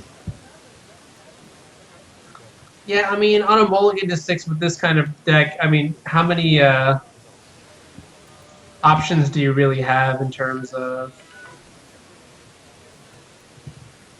Not too many, but it looks like a Pestermite here is going to target, and it looks like a crop rotation here is going to be used. We get a Wasteland. It looks like Rory's going to go ahead and try and use this Wasteland to keep Drew off. Yeah, I mean, this is exactly what you're saying, right? Rory is going to have to identify himself as either the control or the beatdown role, and I think controlling is a little bit more reliable, so crop rotating the Tranquil Ticket for a Wasteland is good on 2 fronts. A, that it stops down Drew's acceleration, which then also cuts him off of, doing silly stuff, and also gets the Tranquil Ticket in the graveyard for a potential Life from the Loam to, dredge a couple times faster or cycle to draw sideboard cards, etc.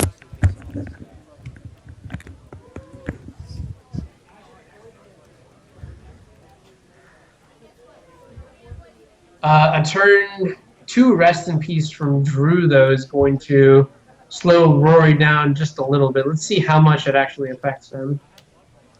I'm sorry, I'll be at 17 here tonight.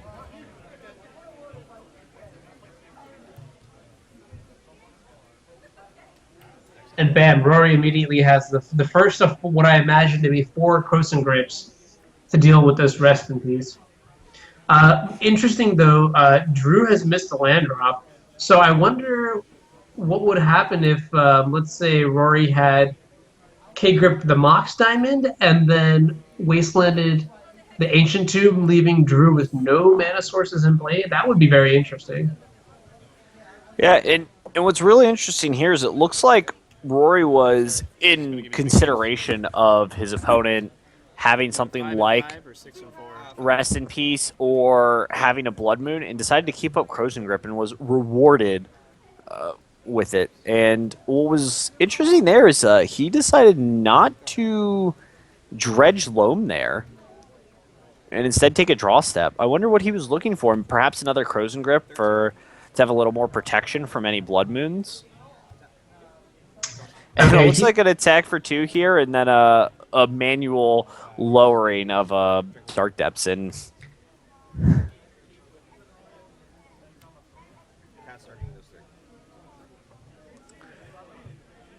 Rory went ahead here, and he dredged his Loam, and he found a stage, and he's going to have 2 extra land drops, so he's going to get to play all 3 of his lands if he wanted.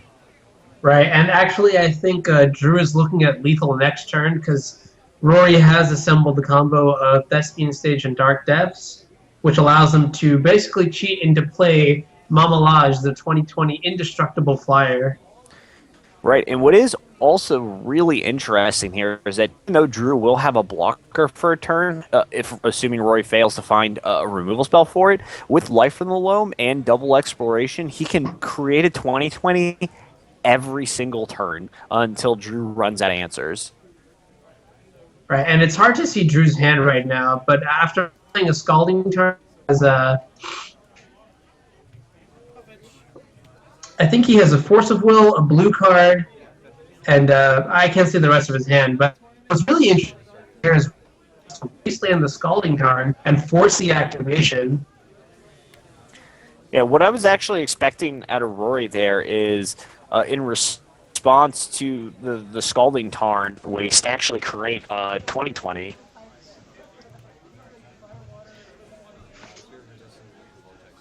Looks like Rory went ahead and boarded in Sphere of Resistance.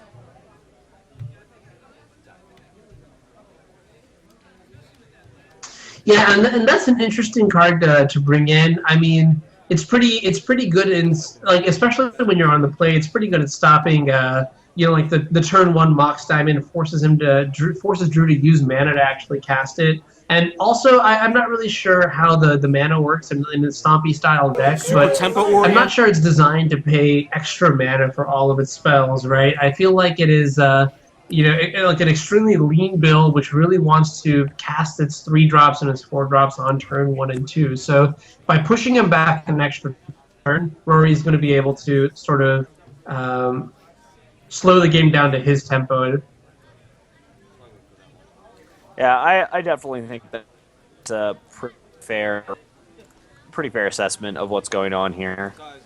Yeah, and looking at the game state, it seems like the 2020 attacked in, Drew had no answer, and we're going to a game 3 here.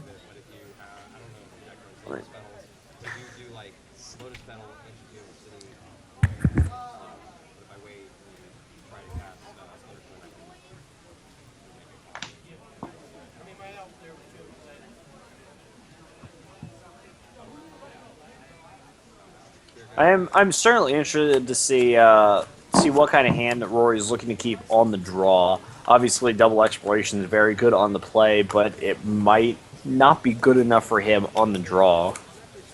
Seeing Drew's setup, he can assume that Drew has Rest in Peace, or since he saw Rest in Peace, he can also assume that Drew has Blood Moon. So I'm really interested to see what kind of hand Rory's going to be looking for. My guess was he'd want something that has Mox Diamond in it. That would probably be a good start. Something like Molten Vortex also might be very good, as Molten Vortex on turn 1 will prevent Drew from killing him with a Pestermite, and eventually will prevent him from being killed by a Deceiver.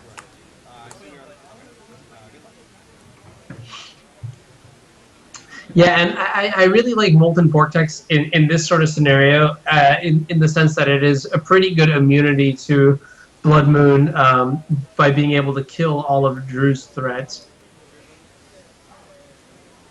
Right, and what was really interesting is we saw Drew board out something like Jace the Mind Sculptor, but he really is kind of leaning on these creatures, where Rory is essentially, in a lot of ways, kind of this anti-creature deck. Drew's decided that what he really wants is that, and Drew here is going to start with a turn 1 Chalice for 1. And although Chalice is a card that Lance is going to play in its sideboard, it's still pretty good when Rory has explorations, gambles, and crop rotations.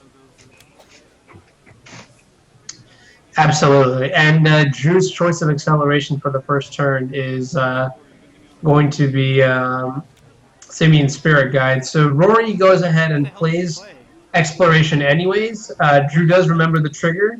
I think this is an important thing to just play in practice games, is to make your opponent always remember that they are the ones that need to remember their trigger. It's not like the Exploration is going to do anything in Rory's hand. He has no way to shuffle it back into his deck.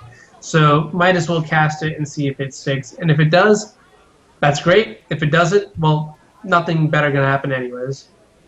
What actually is kind of interesting here is that had Rory kept the Exploration in his hand, he has another card to kind of pretend to Drew that he might have something in his hand, like a Punishing Fire or Crozen Grip.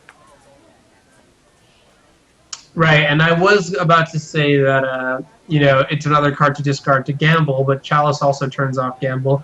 I guess the argument for not casting Exploration there is exactly what you said. He could draw Crozen Grip and potentially kill the Chalice. Right. What's also interesting here is that, that is like a really good point, is that with Crozen Grip in the deck, Crozen Grip on Chalice can help us cast all of these Explorations and Molten Vortex. So Rory can Chalice, get rid of this Chalice here, and then cast all the 1-drops in his hand and get value out of it. It looks like Rory's just forcing his opponent to remember, which it looks like Drew's going to remember every single turn. Yeah, and upkeep, Rory is, for the third time now, tapping down Drew's Scalding Tarn.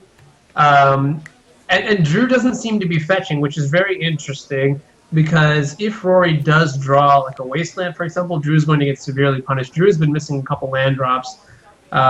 So I'm wondering, at what point Drew's going to decide to crack it, or maybe why he isn't even cracking it in the first place. What I'm guessing is Drew believes that fetching will take away a land that he could potentially draw out of his deck, and he'd rather just draw the land. Okay, that's a great point.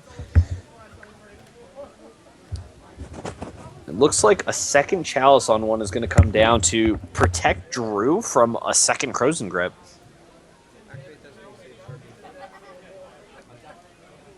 And end of turn, Rory went ahead and used his Thespian Stage to make a copy of Port. So now Rory has 3 copies of Rishadan Port in play. Which, against only 2 lands, is not great, but in the future might be really important.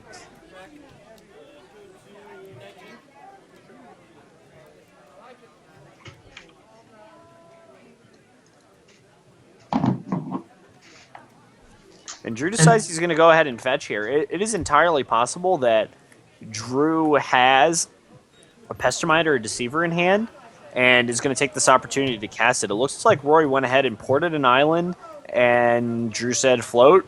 Rory said, all right, let's move to your draw step, and he decided to cast Deceiver. And I think that's exactly what happened. One interesting thing about what you just mentioned is how Rory is sequencing his port activations. He's using 1 in the upkeep and then 1 in the draw step. And the idea behind this is that it's going to force Drew to act, and while also minimizing the opportunity or chance for him to use the floating mana to do something during each specific phase that he's floating that mana. I'm going to be right back. Yep, sure. Rory draws to a full grip of 5, or not a full, but a good grip of 5 cards in hand. Interestingly, I suspect he has few to no lands in play. He's been missing his land drops, which makes me wonder what he has. Perhaps the more one drops. Sphere of Resistance is a good start. And for the viewers, Sphere of Resistance. Sorry, just had to go ahead and put dinner in the oven.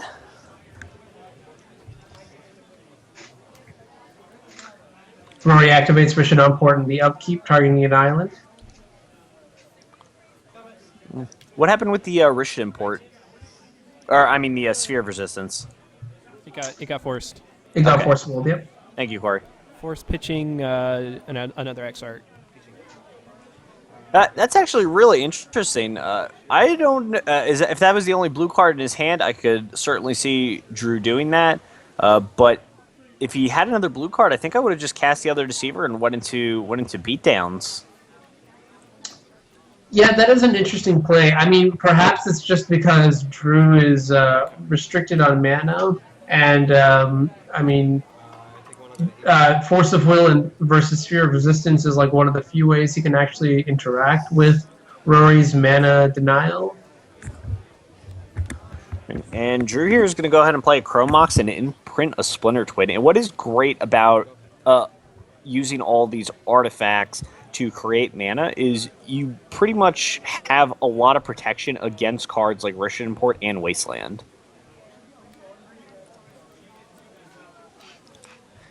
What is interesting here is that if Drew were to find an Ancient Tomb and a Splinter Twin, he could still kill Rory right now. Which is really frightening, actually. And it looks like Rory's just looking to find a Life from the Loam or Crozen Grip or something to get going. Yeah, I mean, a Dark Depths isn't even bad here either. But for now, it's just Wooded Foothills Pass with a port activation on the upkeep.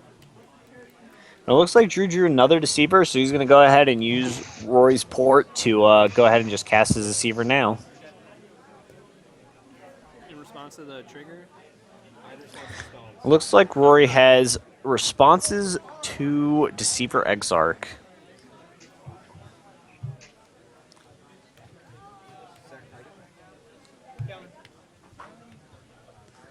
And Rory here is going to once again try and gain some value with Deceiver on the stack, but Drew has been very good about remembering all of his Chalice triggers. Right, yeah, and I think maybe what Rory had done actually, you noticed that he didn't play anything for a couple turns, and I think he had the crop rotation for a while, and he just wanted to buy some time maybe to, you know, dull Drew's memory that, you know, there are two Chalices in play, you know, maybe my crop rotation can resolve. Right, that's certainly something that could potentially happen, and Drew here is just going to let himself get ported. And Rory's just going to keep taking a draw step every turn until he finds some answer. He is right now on a 7-turn clock. Yeah, that's what I'm talking about, man. These Exarch beatdowns.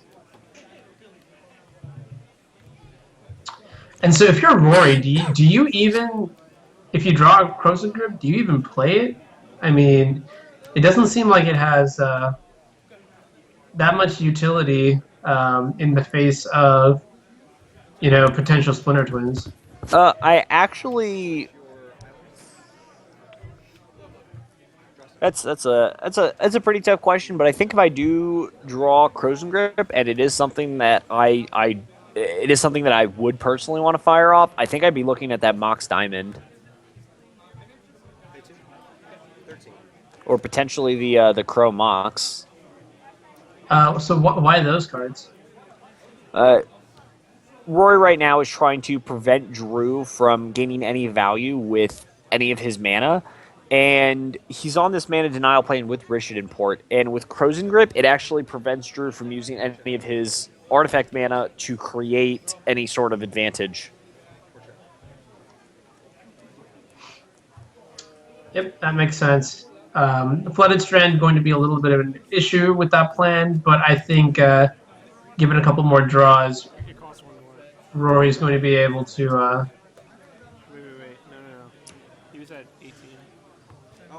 get through this. And so Actually, force a roll, 2 fetches.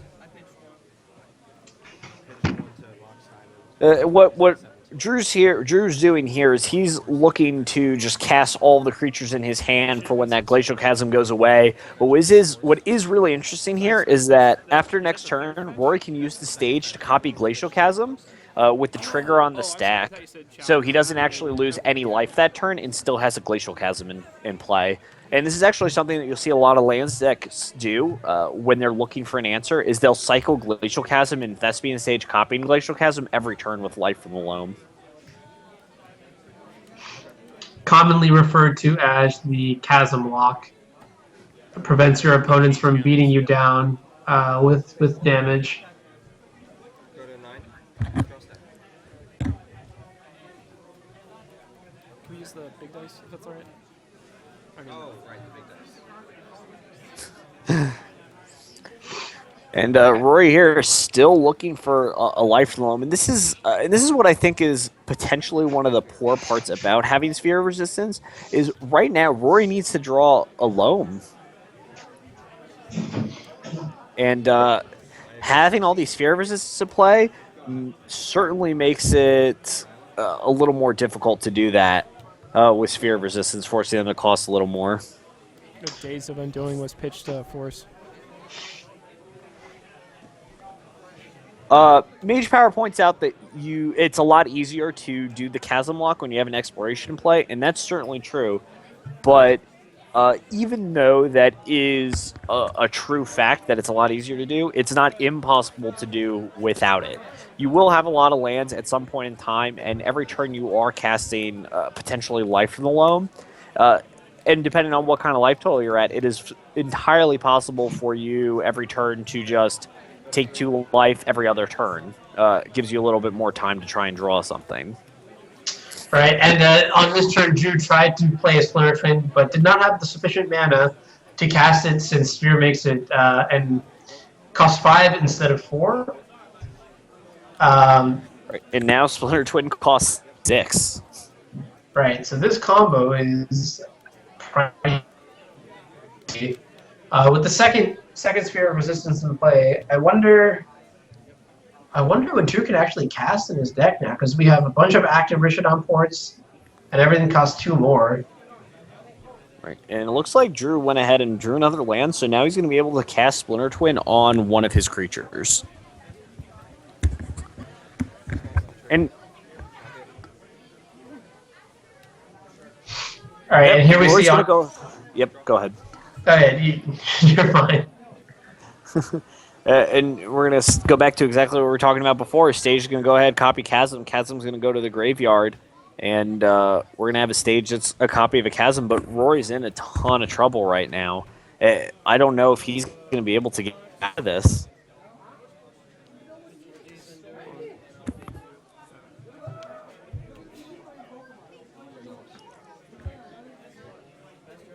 Yeah, I really want to see Drew cast at these Days of Doings, but I'm guessing perhaps the mana is better. It's certainly he'd rather have it. Rory's going to take a draw here. He's going to draw another stage, which means he's going to be able to survive for another turn, another couple of turns, or another turn at least. But it's not going to looking very good for him.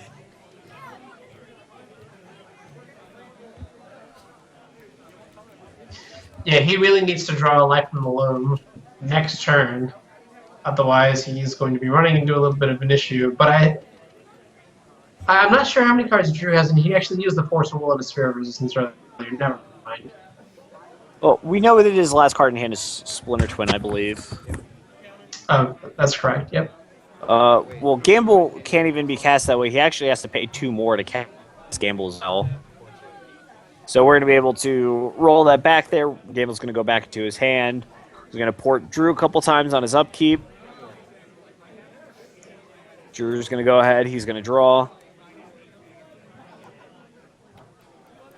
An Ancient Tomb off the top. Drew counts. He's like, wait, I have 6 mana. I'm going to go ahead and cast this Splinter Twin.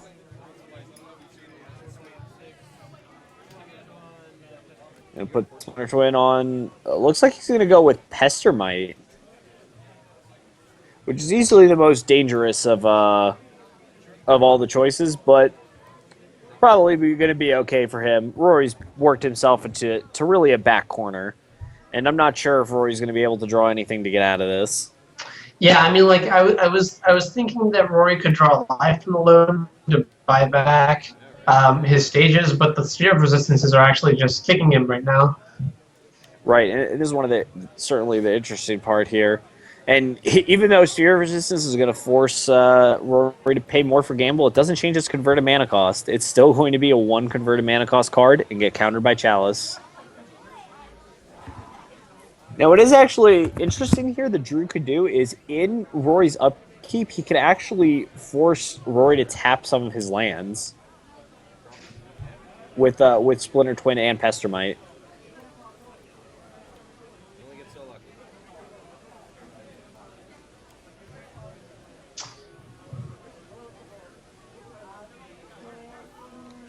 It looked to me like Rory was just trying to gamble to find something here. He needs to find something pretty badly, and honestly, I think he's going to need several cards, and he's also going to need Drew to not have any chalices in in play or any creatures.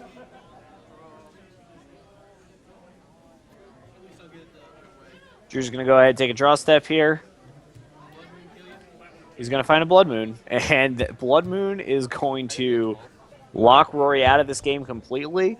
With only 1 mana up and 2 sphere resistances in play, there's not a single thing that Rory can do, and Drew's going to go ahead and take this game 3.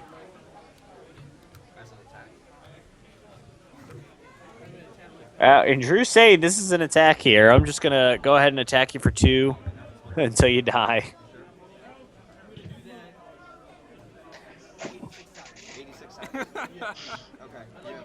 Looks like Drew's going to go for 86 copies of Pestermite. Really solid number. I think that's going to be just enough to kill Rory here. You can say each one of them represents like 10 or 20 or something.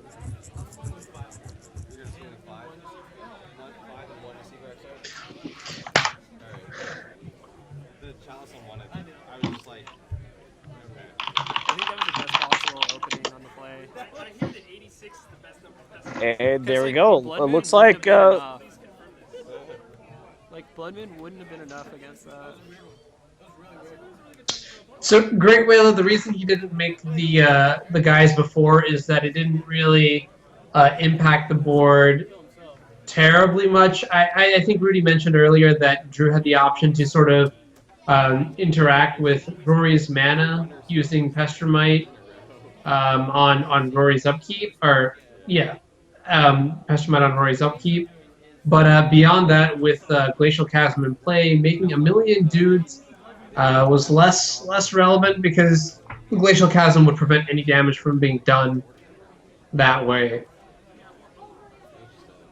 So let's see if Kory can find us a backup match. We have about 15 minutes left in the round.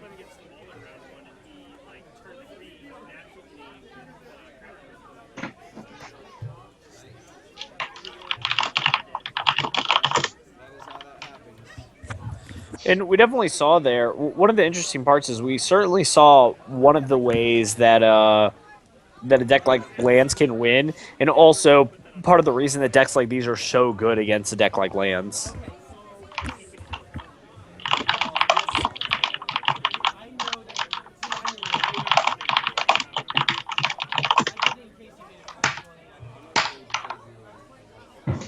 Clackety clack clack clack. Yeah, man, I love this keyboard. Yeah, again here, as I said, I like Sphere, but not in these kind of matchups. In these kind of matchups where your opponent is doing incredibly unfair things, I like Sphere. But in this matchup where Drew's only doing a little bit unfair things, I think he was fine to leave it back. And it'll look like there, like Sphere really put him out. Yeah, I mean, if the Sphere was there like on turn 0, or turn 1 rather, then maybe it would have had more impact because it would be able to stop Mox Diamond and that sort of stuff. But I feel like Drew's deck is actually one that interacts very well with Sphere, right? Because you have all of your acceleration, which means you get to play all of your lands. I guess what Rory's real plan was to draw the spheres in combination with Loam and Wasteland to have a more punishing sort of mana denial aspect, but that didn't really piece itself together, and Drew was able to draw lands. I'm actually shocked how Rory boarded here. Oh, really? Yeah, completely shocked. He boarded out Tabernacle, which Drew may be, a pretty fast mana deck generally, but between Wasteland and Port and Tabernacle, he could just lock Drew out of really casting too many spells, if not anything in a turn. What's also interesting here is that it looks like Rory has Choke and Ghost Quarter in his sideboard. And all of those cards, I think, would have been significantly better than Sphere of Resistance. Ghost Quarter plus Life of the Loam can completely lock Drew having pretty much any lands altogether. And Choke would prevent him from being able to use mana more than once in a turn. Choke plus Port could completely lock Drew out of casting anything. Right now I have this set, but probably next week I'll start playing blue-red, Yeah, Choke plus Rishadan Port is just so powerful. Every time I hear anyone say that combination of cards, I always cry a little and then fist bump a little because it's just so cool.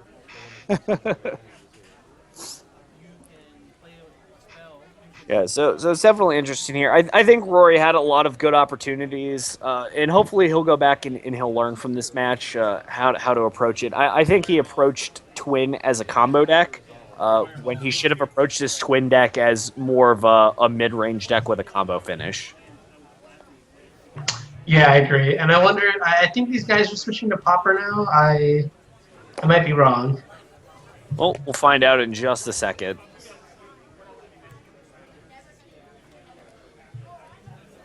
Looks like they might be playing Modern. I believe that's a Swift Spear and a Lightning Bolt in our player on the right's hand.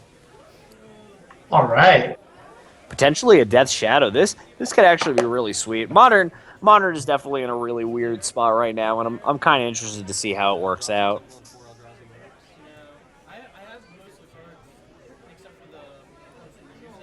Yeah, it looks like our player on the left is playing Affinity, and our player on the right might be playing the Death Shadow Zoo deck.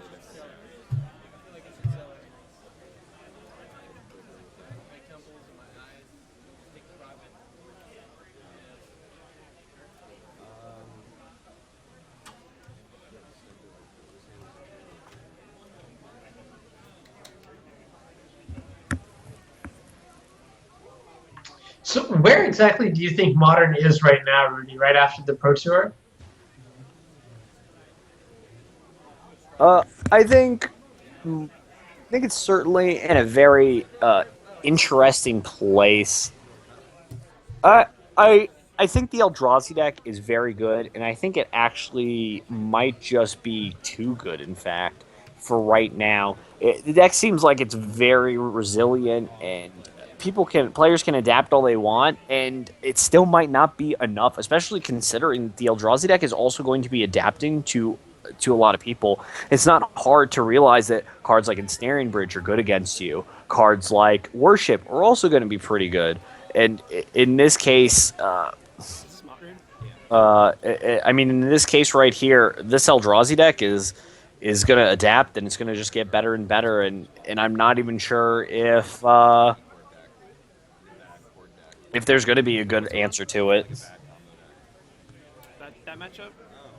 I mean, the Pro Tour results were just absolutely frightening for me. And I don't even play Modern. I don't even care about Modern. But seeing 6 out of 8 Eldrazi and then a bunch more in the top 16. I mean, I know that it's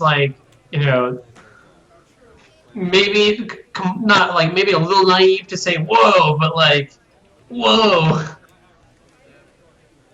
Hey, does anyone remember the name of Drew's deck? I can't remember it. It's Death Shadow Zoo.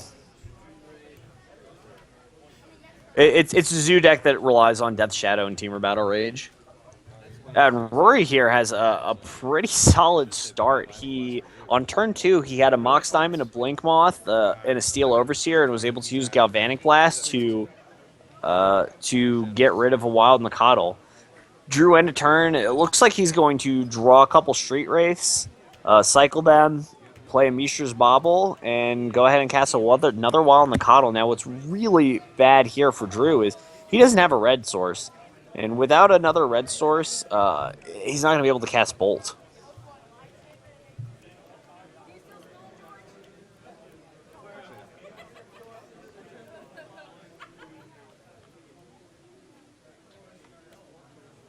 Yeah, great Whaler. I'm in agreement. The Eldrazi deck in Legacy is it. Like, keep your eyes peeled for the Philly Open because I think that's going to be its breakout.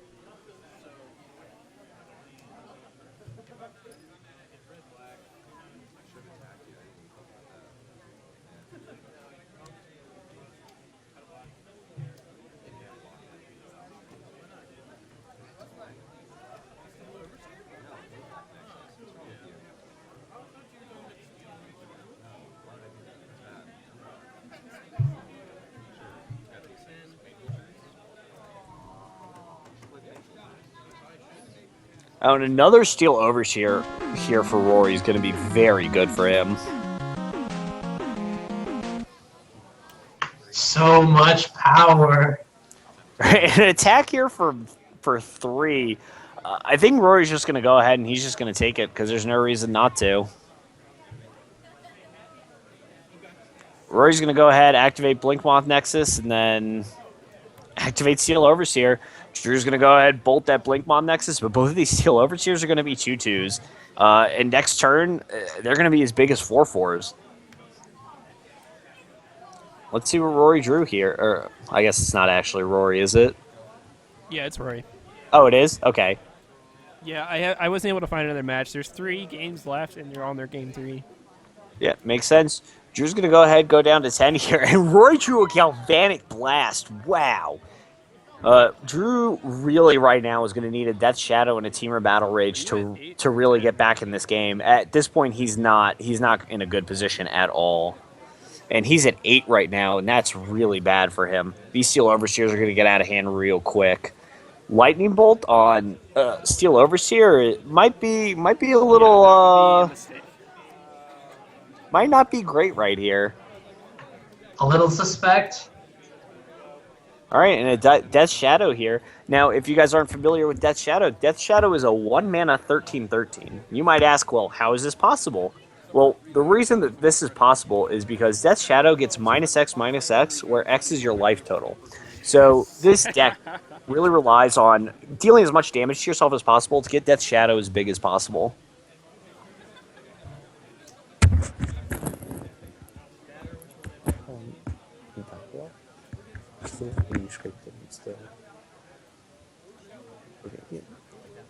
Put the foil up after that for like 5 minutes.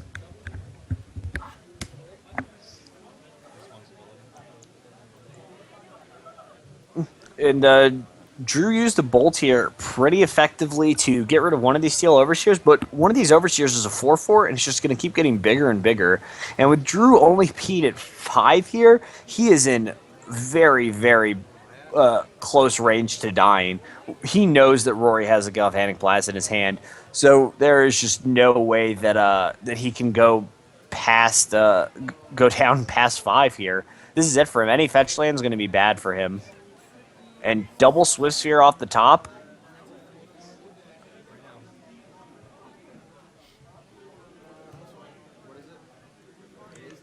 I believe it's an 8.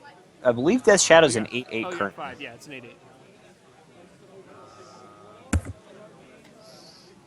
I'll take it, go to 9. Yeah, Rory's going to go ahead, take 8 down to 9, and the Steel Overseer is just going to keep getting bigger and bigger. And if we find another, something like Vault Scourge here getting bigger plus Cranial Plating is going to put Rory just right out of this game. A Memnite is not bad here. Memnite plus Cranial Plating is going to be +5. So it's going to be a 6/1, and with an activation, it's going to be a 7/2.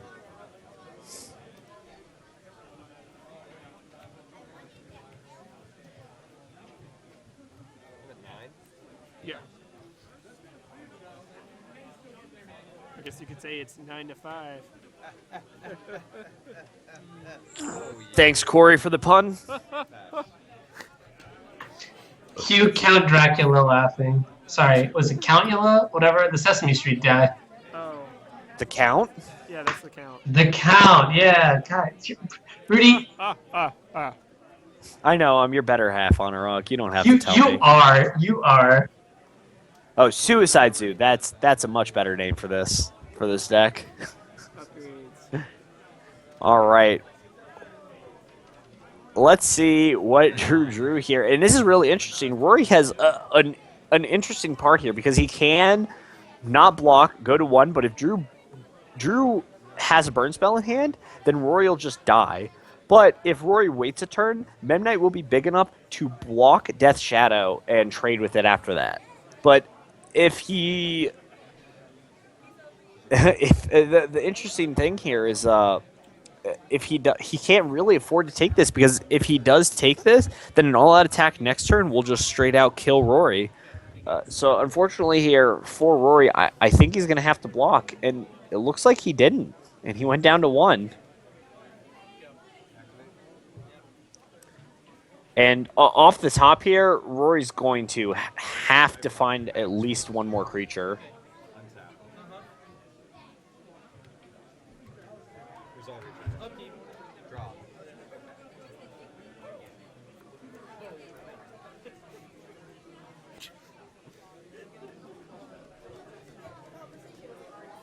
And it doesn't look like... Oh, it looks like Rory did draw another creature, so it looks like he is going to get to survive for one more turn.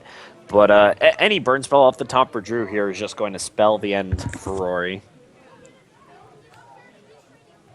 It looks like at this point, Rory's going to have to use his Galvanic Blast very defensively. I got it for you.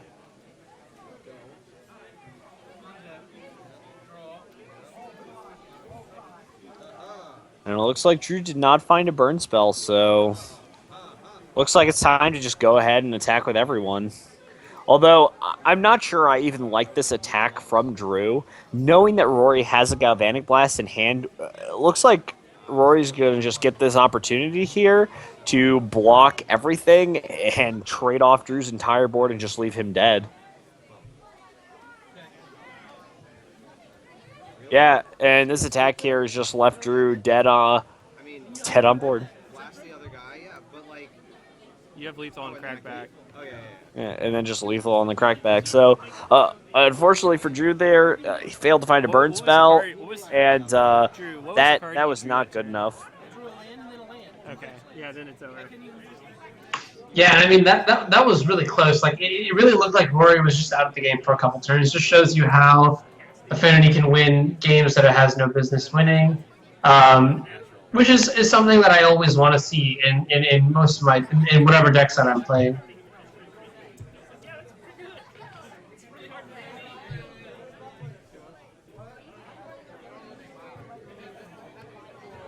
All right, looks like turns just got called.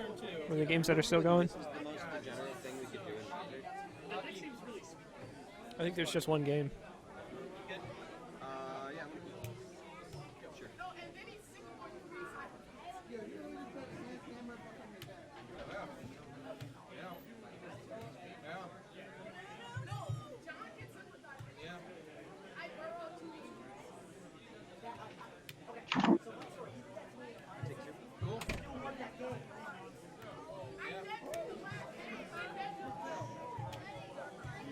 I'll be at 18. Yeah.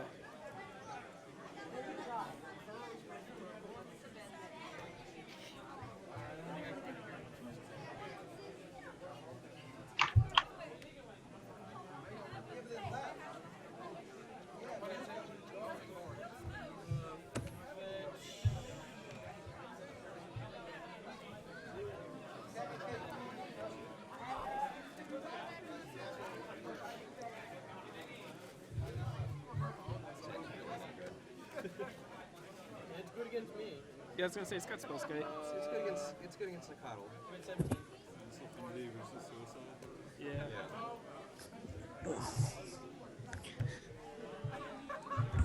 Swing. It's a 3/3.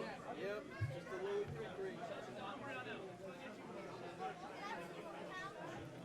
I got a 15.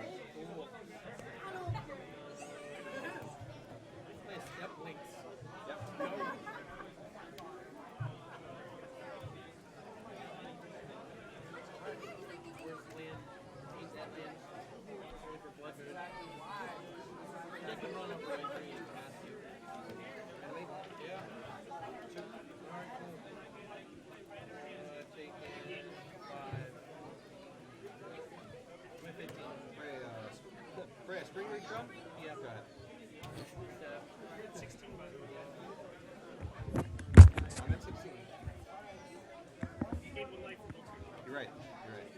I was like, how did I go down to 16? Block. Yeah. Balding jar, but close. I mean, if he had memory jar, that would be slightly better. Oh my god. Memory jar? I mean, Draw 7, dump my hand again. Whatever. Second main. Let's go. They're pretty cute.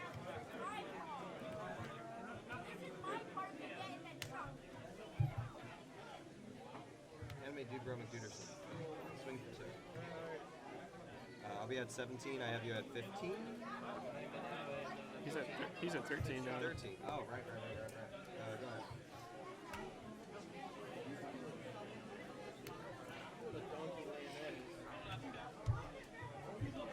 Maybe at 11. Combat. Sure. So what are these? 3 threes? 2 threes. Slowly old Duke erases. Cool. I take 4. Yeah. I'll go to 13.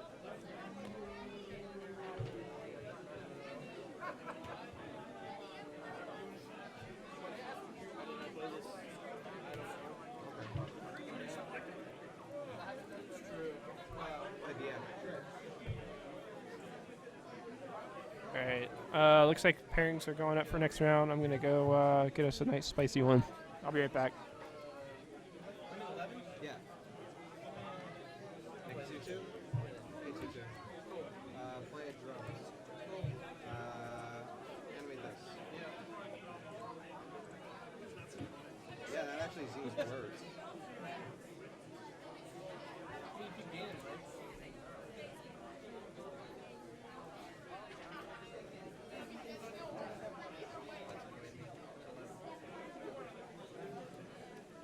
I'm trying to figure out the math of Death Shadow and the Life Picture.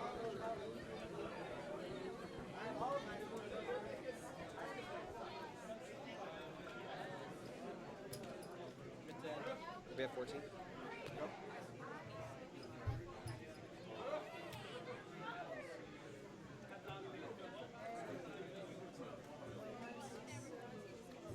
Pull yourself. Come on, dude. Do it. Now you definitely have to. Sure.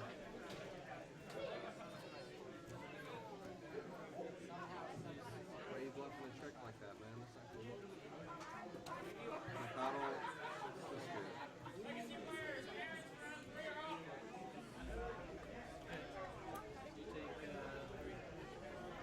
Alright, so we'll have another legacy match coming up shortly.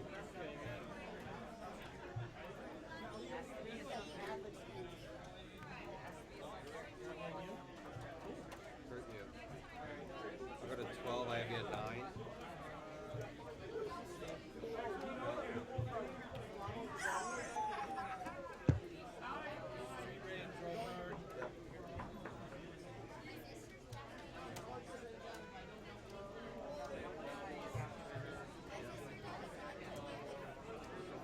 No, that's how you do it. Interesting.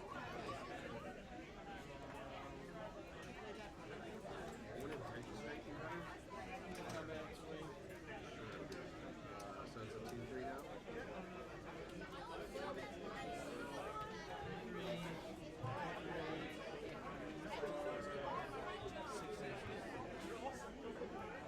So I can't just take that.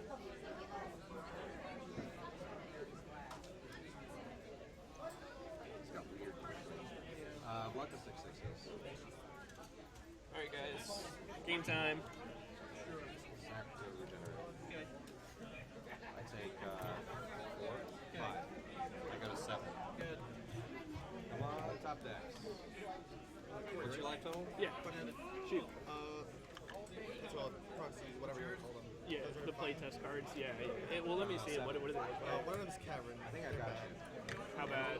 Are they just like pieces of I paper? literally just wrote Cavern on them. How many do you have? 2. Oh, that's fine.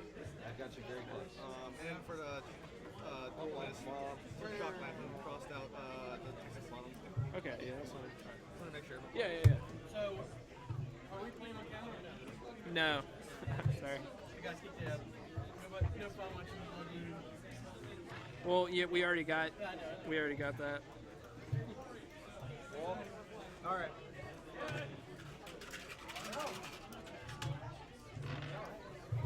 So I think chat was talking about it too, but that playmat, every time I look back at the screen, I keep thinking that there's actually like a burrito bowl and a burrito right there, and I'm Dude, just... it's making me so hungry. Me too. And like the scariest part is like from this bird's eye view, like it actually like, because there's like, you don't have to worry, like depth is like less of an issue. It actually looks like something's there, and I'm just like, oh my god. D-O-R-A-N? D-O-R-A-N. It's like a star. And what was your name? What? How do you spell it? You said your first name's Ethan? Edwin, and what was your last name? I'm sorry. P-E-N-A-D. Okay. So is it okay to have you on the stream and be uploaded to YouTube and all that kind of stuff? All right, I have to ask that.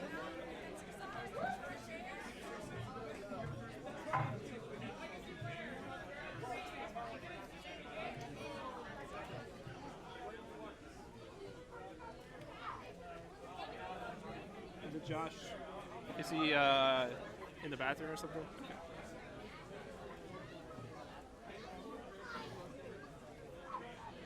So this looks like an exciting matchup. Shardless Bug versus Esper Miracles.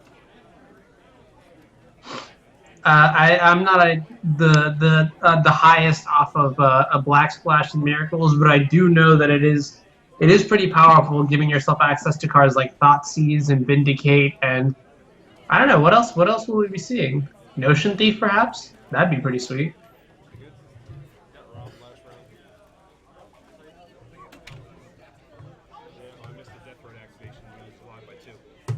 Oh shit, that always sucks.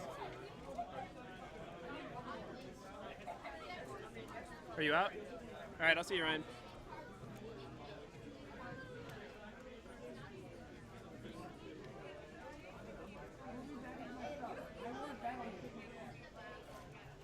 All right, so we actually have one of my all-time favorite decks on the left, Josh Doran playing Shardless Bug. And this is actually a deck that I played for a pretty long time. It's a deck that I played on the Open Series for like a pretty long time, and a lot of people reasonably, when they sit down across me, think that I'm on the deck. Very reasonable. This deck just gains a lot of value. It's a really good mid-range deck. All of your cards are just very good individually, and they're also pretty good together. Shardless Asian is great because it's just always a 2-for-1. And on our right, it looks like we have Edwin Pena playing Esper Miracles. I'm interested to see what he's playing the black for, but I guess we're going to find out. My guess is he has Cabal Therapy alongside Monastery Mentor, and that's really what he's doing over here. Traditionally, Shardless is a little bit favored against Miracles, especially Game 1. Game 2 gets a little more tricky because of how sideboarding is. And, it's really important to figure out what your opponent is sideboarding in addition to how you want to sideboard. And we see here turn 2, Josh is going to lead with the Tarmogoyf. Just a 1-2 for now. We'll get the dice out to indicate its power and toughness. But if this Tarmogoyf goes unanswered for a while, it is going to take out a healthy portion of Edwin's life total. Right, and I think one of the things that Josh is really looking for is he's really looking for to cast just a bunch of Shardless agents and just try and gain as much value as he can. And it looks like Edwin just went ahead, played a land, and passed. Josh draws for the turn. And I think what Josh is really looking for is he's looking for something like Thoughtseize. He's going to go ahead and cast Brainstorm. He's going to make this Goyf big before he attacks. And it looks like he drew a Force of Will, which is going to be really good. Having some sort of protection on what your opponent could do is really important in this matchup. Right, especially since you're looking to convert all of your card advantage from the Shardless agent into this like unanswerable board presence. Having Force of Will to fight over the Clutch Terminus is going to be very, very good.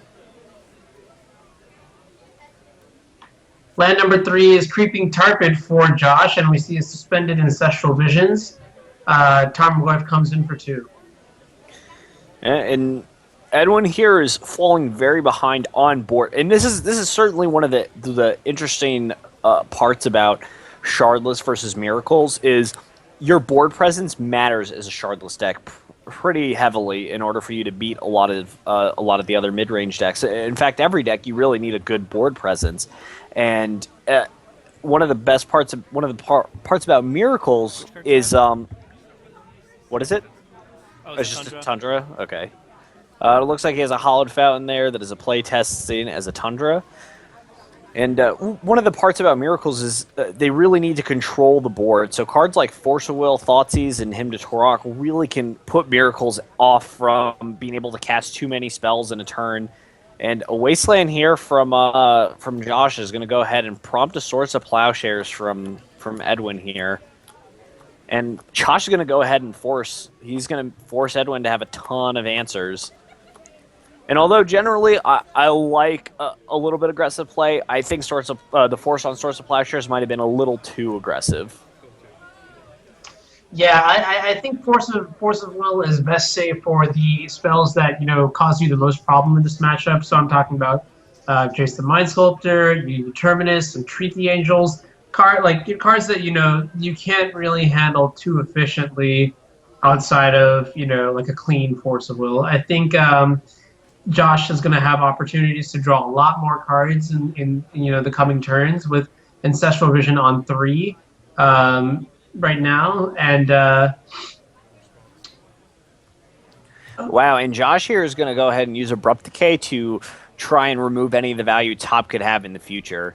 And Edwin found a Source of Plowshares, and he's going to go ahead and he's going to blow it now. And I think that might have been a little too hasty on his part. He ended up losing one of his tops. He has a second top here, but if he didn't have a second top, this could have been very damaging for him.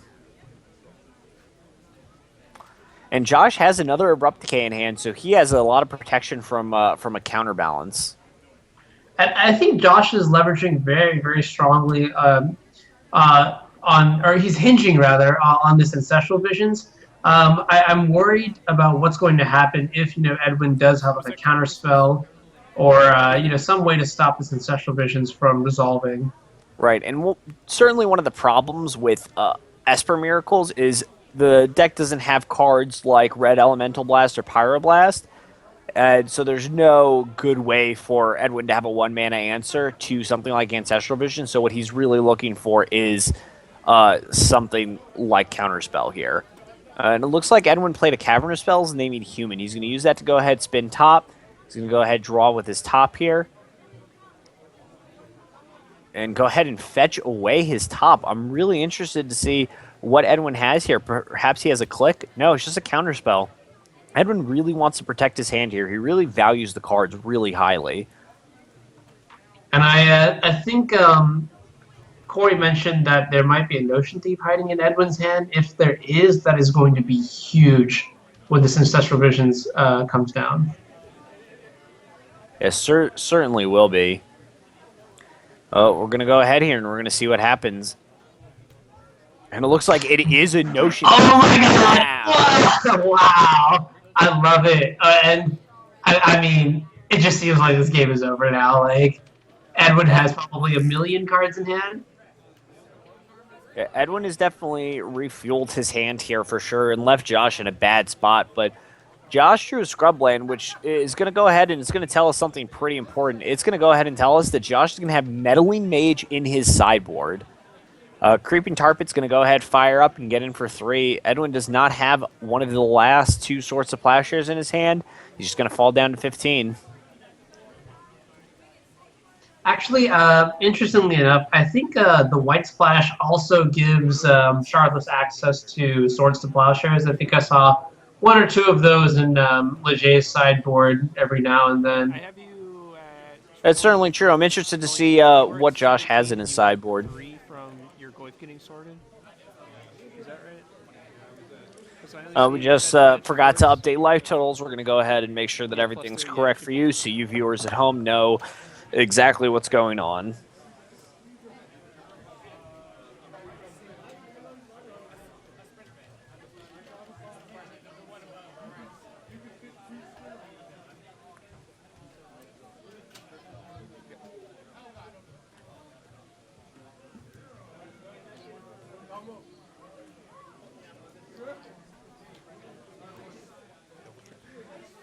Looks like Edwin's just going to go ahead and attack for 3 here and pass the turn. Oh, and Baleful Strix, great at blocking Notion Thief, really good at letting Edwin draw a card. And a Vendilion Click is what Edwin's going to go ahead and cast here during the end step. Josh is going to take this time to Abrupt Decay it and just show a Toxic Deluge. Edwin doesn't want Josh to have that card, and that's signaling to me that it's possible that Edwin is just all in on the Monastery Mentor plan. Just a heads up, I think Josh should draw an extra card for cycling with the Vendilion Click. Wait, what's going on? Here, No, he doesn't. Oh, you're right. Edwin does. Okay. And No, this is actually a really good combo here. Is that Notion Thief plus Vendilion Click just makes your opponent essentially discard a card, forces them to move stuff to the bottom. That is just madness. Wow. Wow, and Jace here is just going to lock up this game. Counterbalance Jace is going to prevent Josh from really getting back into this game, and we're off to game 2.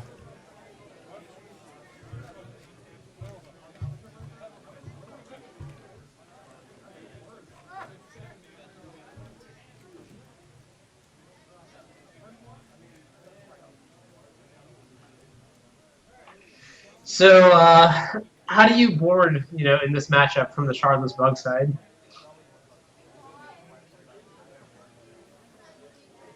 From the Shardless sideboard, depending on what kind of board he has, it's possible that he has something like Pernicious Deed. Pernicious Deed is going to be very good, especially against Notion Thief and Mentor, Counterbalance, and Sensei's Divining Top. It's also possible that he's going to have Golgari Charm. Golgari Charm is going to be great if he's going to assume that Edwin correctly has Notion Thief, not Notion Thief, Monastery Mentor in his deck. Golgari Charm is going to be really good against all these creatures.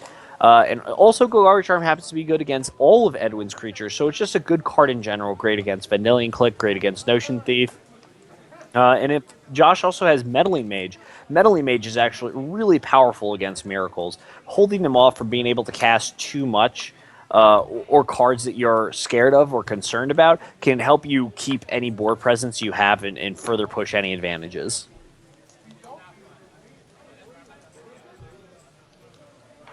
Yeah, and from the Miracles side, I imagine, well, let's see. Edwin's already playing a lot of the great cards in this matchup. I'm talking about like Vendilion Click. I'm talking about Monastery Mentor. Oh, sorry, Notion Thief, Jace the Mind Sculptor. Cards that I don't like in this matchup are Forcible and Counterbalance. So maybe Edwin has replacement spells that will, probably interact with the board state a bit more impressively, like Council's Judgment, for example. I wouldn't be surprised to see copies of Supreme Verdict. Generally, Miracles has the red splash for cards like Wear Tear and Pyroblast, which are good in this matchup. But since Edwin is playing black instead, I'm very interested to see how he compensates for this matchup. Right. And what's really interesting here is how Josh is going to go ahead and approach this matchup. Cards like Liliana are going to be really good, but if Josh decides that his discard is not very good, Liliana might be a little harder to resolve. And this is also one of the interesting aspects of a deck like Shardless.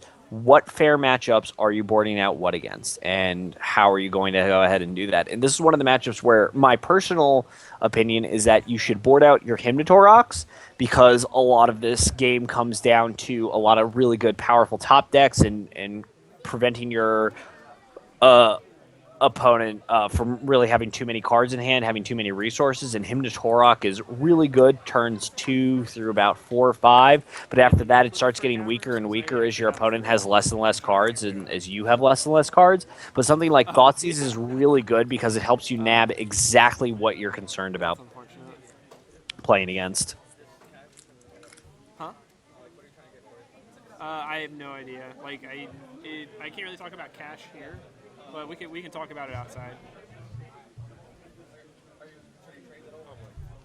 It depends. The stuff I'm looking for is really fringe, like Mana Drain and a Tabernacle. Yeah. The few cards I'm interested in are really fringe, so but we can talk later.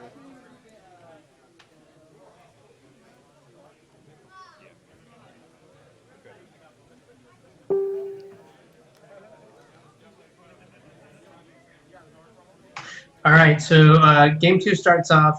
Josh leads with a Verdant Catacombs and passing the turn. And Edwin starts off this time with Scalding Tarn? Scalding Tarn. Yeah, sorry. Looks like he might. Yeah, I'm expecting him to lead off with a top or maybe a cantrip of some sort. And what's really interesting here is there are a lot of decks that Shardless decks that have Pithy Needle or No Rod in the sideboard, both of which are going to be pretty good against Edwin here. But it looks like he's just going to lead off with the turn 1 Ponder. Also a fine play.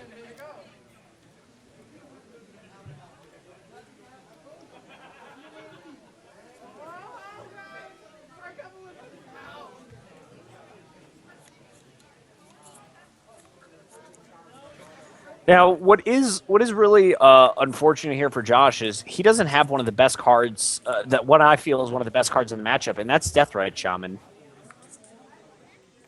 Yeah, an early Deathrite Shaman is so powerful. Deathrite Shaman is great. It's going to help Josh keep pace.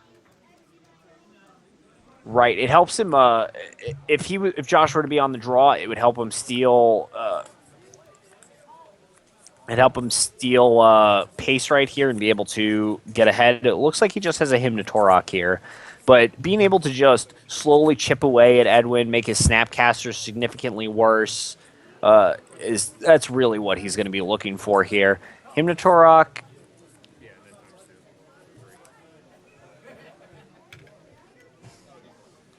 All right, Hymnatorok, we're going to eat. Counterbalance, and it looked like a land. It was a Flooded Strand. Yeah.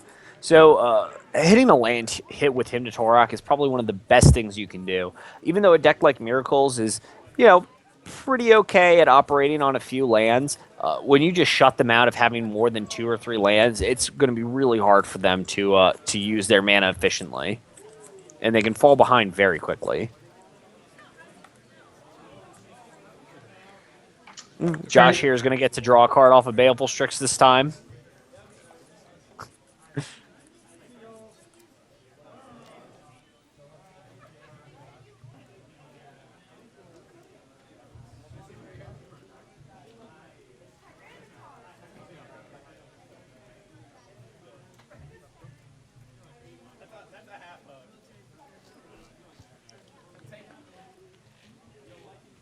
It looks like Edwin has more lands in his hand. I think he's debating on which one to play. I think it's a Flooded Strand, but there's a little bit of glare. Kory, if you could... Yep, that's a Flooded Strand. Okay. And this is obviously not a bad place for Miracles to be in, just having a bunch of lands and... Oh, wow. And Josh is just going to go ahead and resolve a Chase the Mind Sculptor here. Going to go ahead and start brainstorming. Yeah, and Jason the Mind Sculptor is one of the most powerful cards that Shardless Bug can have in its inventory against Miracles. I think one thing that specifically comes to my mind about why I am less ecstatic about the Black Splash instead of the Red Splash is that Red Blast is a very clean, efficient way to kill Jace the Mind Sculptor, whereas when you're playing Black, you have to resolve more via combat or your creatures to beat it. Right, and that's certainly an issue that the Black Splash has that the Red Splash wouldn't. And even though Edwin here has a great answer to Baleful Strix and Swords of Plowshares, this Jace is just going to keep gaining some sort of advantage just over and over. And I think Edwin has constructed this scenario where he's got Cavern of Souls in play, and he's going to flash a Notion Thief in response to Jace the Mind Sculptor. But unlike last game where this Notion Thief went rampant, I believe Josh has the answer now in Liliana the Veil. So it's not like Notion Thief is going to take over the game completely. Right, but Edwin was fortunately able to draw 3 cards off of that Brainstorm and force Josh to put 2 lands back. Fortunately for Josh, he has a ton of lands, so he's able to use this Misty Rainforest pretty effectively. And this Liliana and this Jace should cause a pretty big headache for Edwin moving forward. Yeah, I mean, this is the kind of board state you really want to see on the Shardless side. Just both of your Planeswalkers, both of the cards that are the hardest to deal with from the opposing side. Wow, and an Ashiok from Edwin is pretty impressive here, but maybe not the best. Fortunately for Josh, he just has 3 lands on top of his graveyard.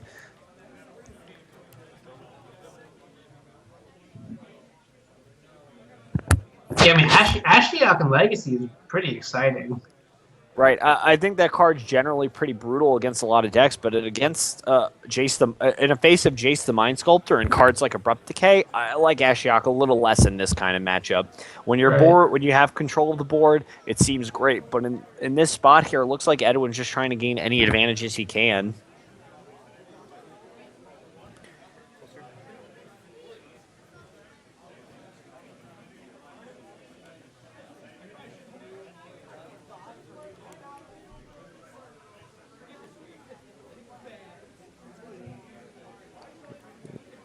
All right, time to spin the lottery. What do we get? I believe Josh knows what's on top of his library. Aha, you're right. And it looks like he's going to get this Meddling Mage into play. What are we going to name with Meddling Mage? If I had to make an educated guess here, mine would be Terminus. That would be the name for Meddling Mage. I would also name that. And it's a good name, too, because Edwin actually had drawn at least one Terminus. Oh, wow. And Josh went ahead and named Swords to Plowshares with Meddling Mage here, and he might just get blown out this turn. It looks like Edwin's just going to play 6 land and possibly just cast this Terminus. Yeah, I mean, people forget that sometimes you can always hard cast Terminus and still clear the board that way. Terminus's alternate mana cost, 4 white. Yeah. Wow, and Edwin here just decides to pass. So I'm not actually sure if Edwin even has the Terminus in his hand. He may have put it back on top of his deck.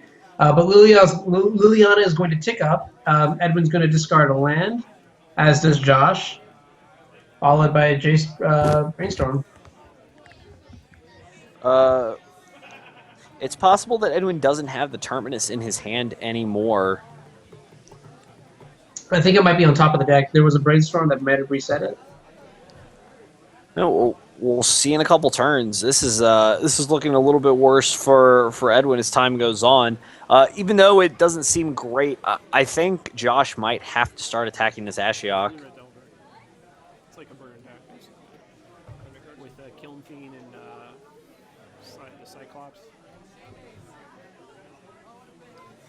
And it looks like Josh might have another Shardless Agent here, and he does. Let's see what we hit this time. Hopefully, I think Josh is really looking for an Abrupt Decay. Well, this time the Brainstorm had put 2 cards that he knows about back on top. So, again, actually, surprisingly. So these Shardless Agents are actually pretty calculated. Him to Torok being... Yeah, and that's one of the best parts about... Yeah, I agree. One of these... This Jace is just done so much work. It's allowed him to make sure all these Shardless Agents are exactly what he wants.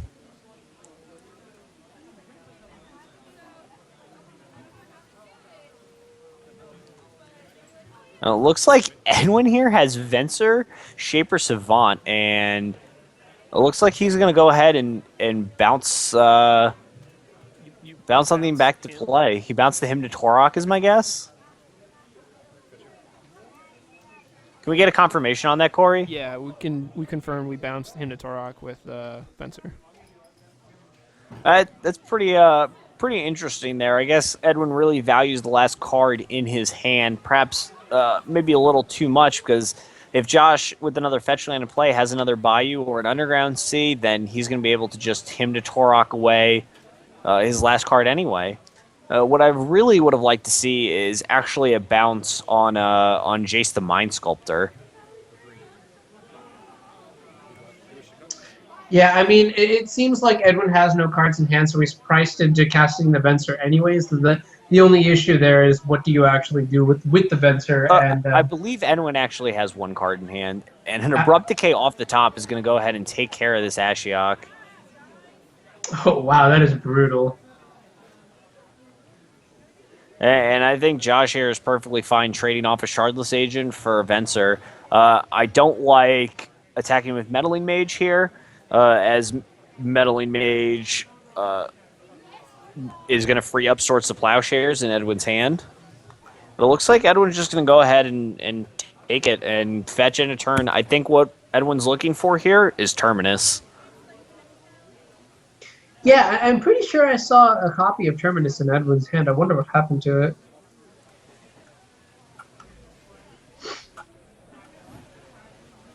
But like this is exactly what we were talking about, you know, in the beginning of the match, right? Like, look at how the Shardless Bucket player has converted all of his advantage into this like dominating board presence. You know, he's drawn like at least 3 or 4 cards off of Jace the Mind Sculptor, and now has been rewarded with just so many cascades, so many land drops, and like Liliana activations, et cetera, et cetera. It's almost overwhelming. Like, actually, it is overwhelming because Edwin has no board and no cards in hand. He's just, oh, sorry, 1 card in hand, not 2, but he's drawing off the top.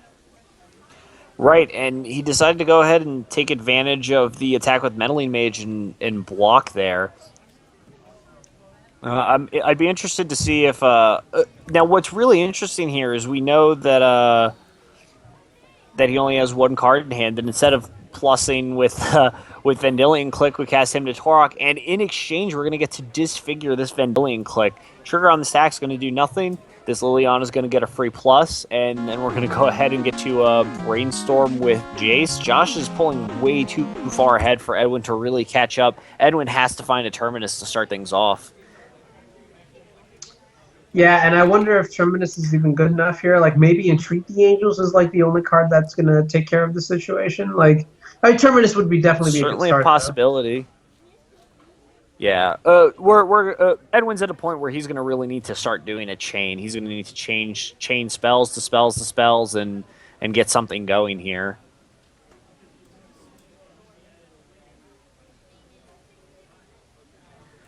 And it looks like Edwin might be looking at Plains and a Disenchant.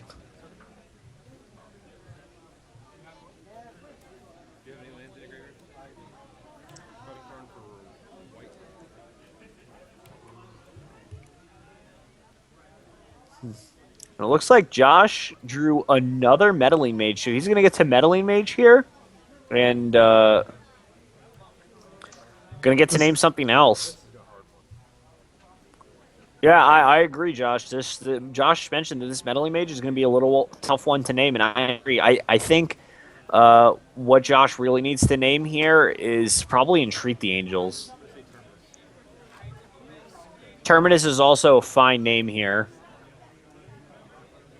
as that puts Edwin actually dead on board. Unless Edwin has, I believe, a Venser on top of his library. If he has a Venser on top of his library, then he can survive, but certainly not looking good for him. It looks like Edwin has a Pithy Needle on his sideboard, which is really, really good, and it's going to be really good against Shardless. Being able to name Deathrite Shaman and Liliana the Veil is going to allow Edwin to be able to utilize that advantage. But Edwin here, this game is not going to have anything and is going to pack it in. Yeah, absolutely. And actually, I think cards like Pithy Needle are pretty good because, you know, you get to stop the most important cards in the matchup, like Liliana and Jace. Also troublesome things like Creeping Tarpit as well. So those are all very good. I think there was a play that Edwin made this game that I wasn't too much of a fan of, and that was Swords to Plowsharing the Baleful Strix. I'm not really sure how many copies of Terminus Edward is playing in his deck, but like a 1/1 weenie like that, I tend to let just Terminus sweep it up.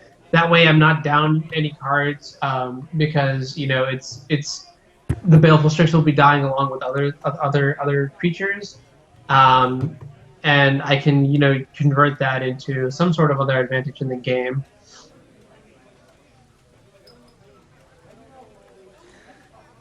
Yeah, certainly true. And one of the things I also like about Pithing Needle is you get to avoid all discard by just kind of casting it whenever you need to.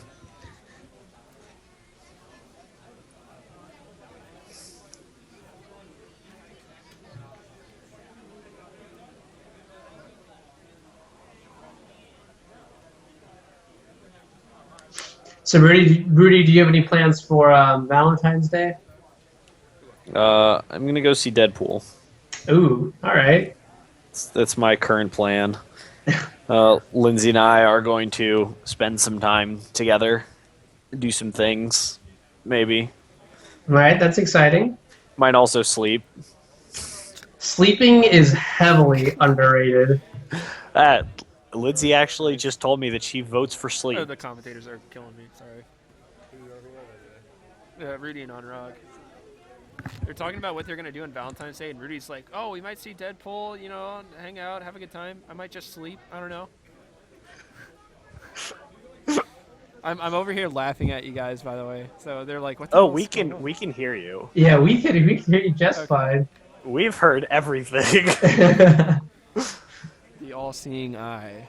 Yeah, I'm very interested. I want to see Deadpool because I like really the way the movie's looking. The movie's definitely shaping up pretty well. Yeah, I mean, wasn't there an older version too? Like that came out a long time ago. That was No. Deadpool was in that really shitty Wolverine movie, or I think he actually was. I didn't He watch was, it. but It he looked was so disgustingly bad. When I found out Sabretooth was like his brother, I'm like, all right, done. Not even gonna watch it. No thanks. I'm out. Yeah, it's certainly the case, but And like the Blob was a wrestler or something, and I'm just like, yeah, it was pretty out. bad. But I think Deadpool was only actually around for a few minutes in Wolverine Origins, and he was very the part that was written for him was very good. Like it was perfect. And then after those first 5 minutes, and Ryan Reynolds disappeared and got into Wolverine's part, where it was done. There was nothing else that was good about that movie. All right, and it seems like Josh is starting off with the mulligan to 6, scrying on top. Edwin has a top to begin with, and Josh leads with what I think is the most powerful turn 1 play, a Deathrite Shaman. And there are a lot of really powerful plays for Josh here. I'd say the worst thing you can do is potentially just cast Shardless Agent because it's not going to do anything in this spot.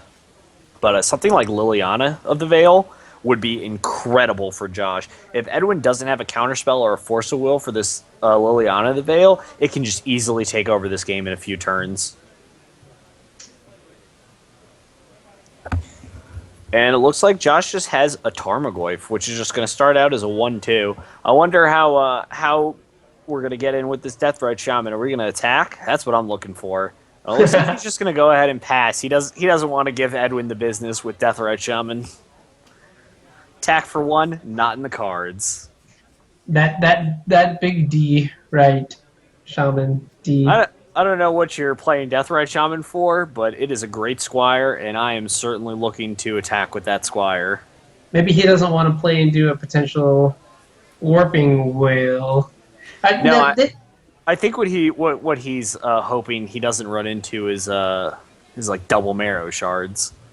Oh yeah. Realistically speaking, there could be an Ambush Viper hiding in the mist, and by that I mean a Snapcaster Mage.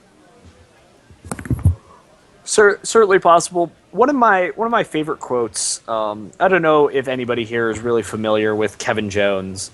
Kevin Jones has been a friend of mine for a really long time. And one of my favorite quotes from him is, I fall apart when someone plays a Snapcaster Mage just blank on turn 2 as Ambush Viper. I just fall apart, and I just forget how to play Magic for the rest of the game. Poor guy. There are some times when I think it's correct to do it. Attack with Deathrite Shaman? Okay, so Oh. 1, can you fetch? Okay, I'm so sorry. I was Deathrite looking actually at- did get in. What are the life points right now? All right. Rudy is happy. Okay. That's exactly what I wanted to see. All right, cool. What are you at? 1 less. And the counterbalance here is going to be not too shabby for Edwin. Josh is really going to need a Golgari Charm or an Abrupt Decay to really take care of this. And Abrupt Decay is the best thing Josh can really do right now. And he does. He has it. This Goyf is going to get really big really quick. Right. I do like the main phase activation because it allows Josh to also develop his board state right now, as opposed to waiting until the end of turn, killing the counterbalance, and then deploying something on his next step. I certainly would have liked attacking here with this Tarmogoyf before we attack, but it looks like Josh is going to cast something. Wonder if it's going to be, and it is, it's a Hymn to Torok. And this is one of the interesting aspects here is if Josh were to attack with Tarmogoyf, it'll be a 3/4. With Tarmogoyf, would Edwin have plowed it? Sorry, can you say that one more time? I said what I think is really interesting here is Josh has been casting his spells before attacking with Tarmogoyf, and I think it's possible that Edwin would not have cast Swords to Plowshares on Tarmogoyf had Josh just attacked. Yeah, I definitely could see that happening. And Edwin here is going to go ahead and draw with Sensei's Divining Top to try and protect a card in his hand from this Hymn to Torok, and I wonder what it's going to be. Looks like Counterspell's gone, and it looks like Swords to Plowshares number 2 is also gone. Daggers. And Edwin here has fallen pretty far behind. And that's really interesting here is Edwin did not cast Sensei's Divining Top here, and it looks like it's because he might have Notion Thief in hand. But right. I don't think Notion Thief is going to be worth just not doing anything. Baleful Strix here. If there's time to cast Notion Thief, it's now. Absolutely, yeah. I mean, if I'm Josh, I have to imagine that the only reason Edwin did not, spend his 4th mana on that turn was because he had a Notion Thief to put into play. Wow, so Josh had Disfigure there, and that Notion Thief is getting pretty blown out. Now he's going to get to draw a card off Baleful Strix. Edwin's tapped out. We know exactly what's in Edwin's hand. If Josh here has a Thoughtseize, he could strip Edwin of everything. And then, yeah, that would be pretty disastrous. We see Deathrite Shaman. Oh my god, and he does have the Thoughtseize, yeah. Wow, and now Edwin is just taken apart. That Notion Thief, holding Notion Thief, ended up costing him so much more than it should have. Had Edwin just played Sensei's Divining Top, that Thoughtseize would not have been as severe as it just was. And now a second Deathrite Shaman is going to join the fray, and Edwin's in a little bit of a trouble. Although I don't really like playing the second Deathrite Shaman here, is one of the best cards Edwin can draw right now is Terminus. Supreme Verdict off the top, also great. And if Josh just held his second Deathrite Shaman here, he would have had a great follow-up to any Wrath effect. Yeah, absolutely. I mean, Deathrite Shaman is just so versatile. There's so many things that I think if I'm Josh, I would rather just hold on to the second one.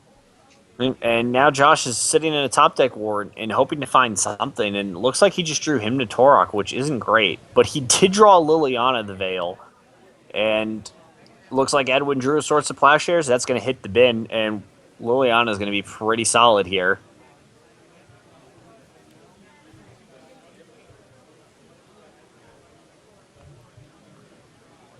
Going to land off the top, and Josh is going to go ahead, and he's just going to try to keep pressing any advantage he can with this Liliana the Veil.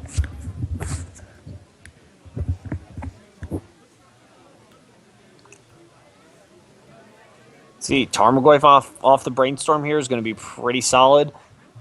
And Vendilion Click for Edwin is going to be a great turnaround here. This is going to prevent Liliana from getting out of control. And I wonder if Edwin drew a land or if he drew a spell. It looks like he might have drawn a counterbalance potentially.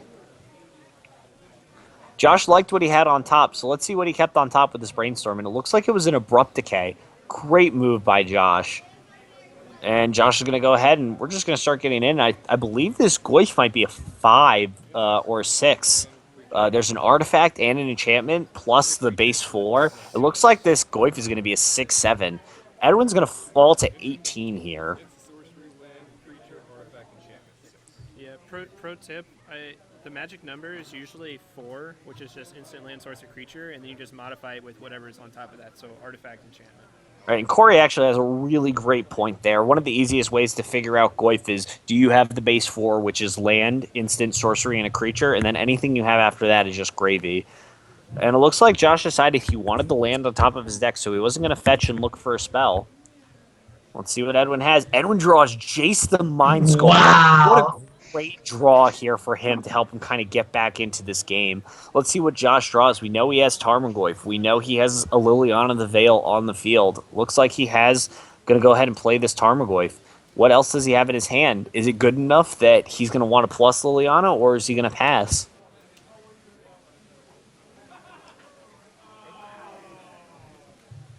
Yeah, that if I'm Edwin and I see Josh not activating Liliana the Veil, I am so afraid about what he might have in his hand. Yeah, we can have a lot of good reasoning for what he has here. And my guess is, without seeing Josh's hand, is he's going to have something like Golgari Charm, something like Disfigure, something like Abrupt Decay, an instant that's going to be a good permanent base destruction card, but not going to be really good against Jace the Mind Sculptor. And Edwin's going to fall to 1. He really needs to draw something good here. Yeah, I mean, with 3 Swords to Plowshares in the graveyard, removal is looking very scarce. It looks like Edwin might be forced to just keep bouncing this Tarmogoyf until he finds an answer. He has another couple of turns to survive, but it is not looking good.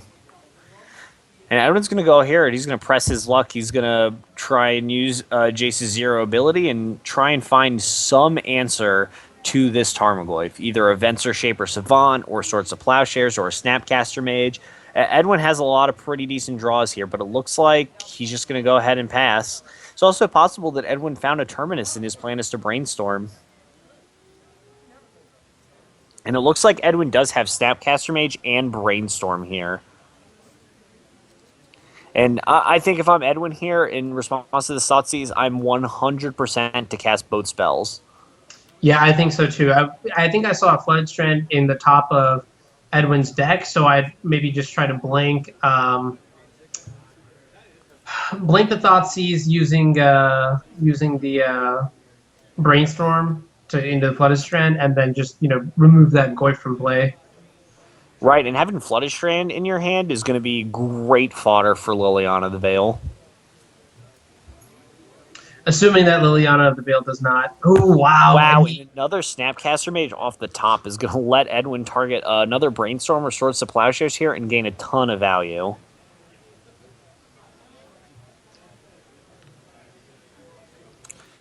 Now the question is what's in Josh's hand, and what is his plan here? Yeah, I can't imagine that there was a Thoughtseize, right? Because, I mean, if I have Liliana the Veil, Edwin has 1 card in hand, I'm going to tick up and discard, whatever the Thoughtseize that I have in my hand for whatever he has. So it must still be, that really powerful card that, Josh chose not to discard last week. And Edwin here has Council's Judgment for Liliana the Veil. This Jace the Mind Sculptor has really gotten him back in the game. And it looks like Josh did have an Abrupt Decay, and he's going to use that to get rid of Snapcaster Mage. But Edwin's going to have a pretty good handle on things here with Jace the Mind Sculptor into a Ponder. Yeah, this is pretty incredible. I mean, 1 Brainstorm from Jace the Mind Sculptor has completely turned the game around. I think Edwin's was looking like he was going to lose this game, with 1 life left, staring at, Hellbent against Tarmogoyf and Liliana, and somehow now he's a favorite. This is very impressive. What's really interesting here is if Edwin knew that he had Council's Judgment on top of his library, which it looked like he did, he could have actually Swords to Plowshares his own Snapcaster Mage to give himself some life to work with more fetch lands and make his Brainstorms better. And Shardless Agent into Deathrite Shaman here is going to put a ton of pressure on Edwin. 2 creatures that Edwin has to absolutely deal with one way or the other.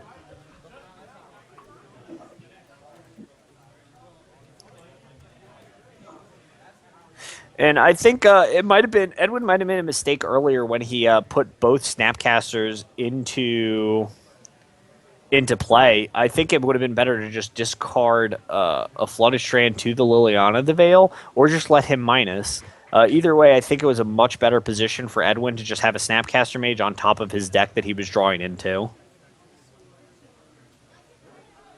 Yeah, actually, I think there was still a Thoughtseize on the stack at that point, right? Right, there was, but keeping a Flooded Strand in the hand might have been a much better situation. Edwin's going to go ahead and use Venser to bounce Deathrite Shaman back to Josh's hand, leaving a Shardless Agent in play. Josh draws a Replicate, but that's not going to work the way you want it to. Yeah. And right, I really like Josh attacking here. Edwin is forced to block. It looks like he's just going to go ahead and cast Terminus here. He's going to have to put back 2 cards. He's going to cast this Terminus, but I think it might have been better to just attack first. We really want this Venser off the table. Yeah, and I'm not really sure I'm too happy with Edwin's sequencing here. I think it would have been just stronger to hardcast the Terminus on his main phase, and then he would have an extra Venser in his hand. But I can't tell. Maybe he just doesn't have sufficient mana to cast it. I see a couple duels, but I don't know if there's a fetch land in there. I believe he doesn't have a fetch land. Okay, yeah, so maybe hardcasting was an option, but no biggie. He seems to be out of this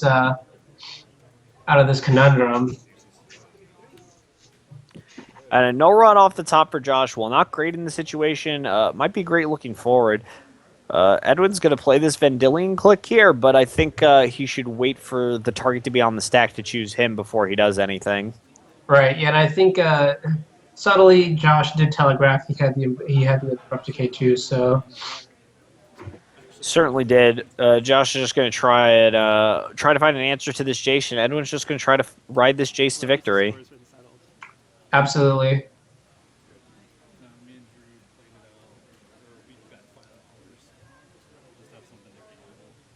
That's fair. I've done that before.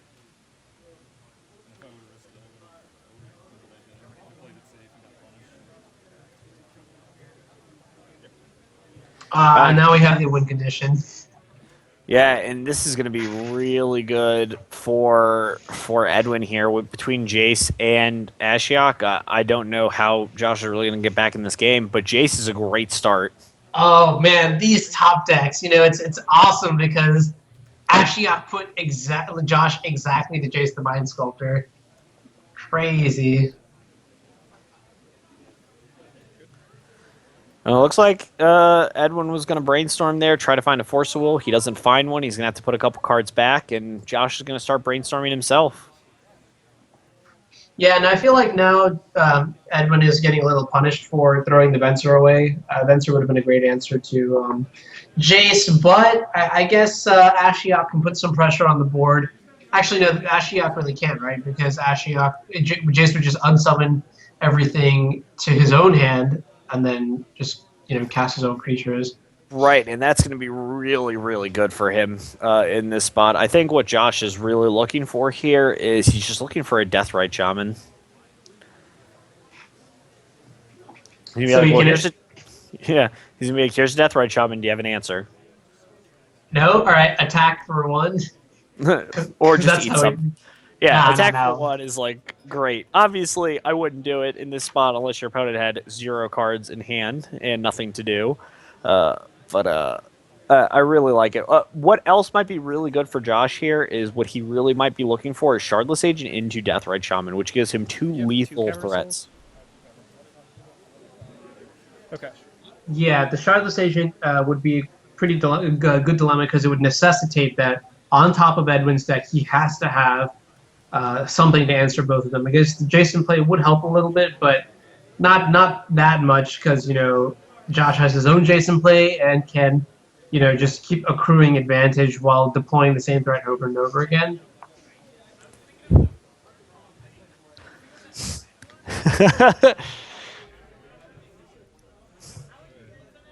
And let's see what Josh has here. It looks like he was just fetching just to kind of protect himself from having too many of his lands hit.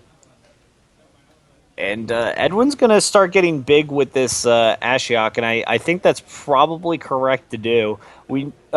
Edwin really needs to find a way to kill Josh before Josh finds a way to kill him.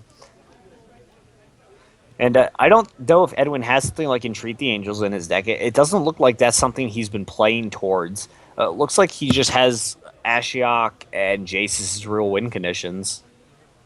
Absolutely. And I wonder if Edwin is actually supposed to Fate Seal himself. Is there any merit in that? There certainly is. When you're at 1 life and all you have is a bunch of fetch lands in hand, there's no real way to reset the top of your library.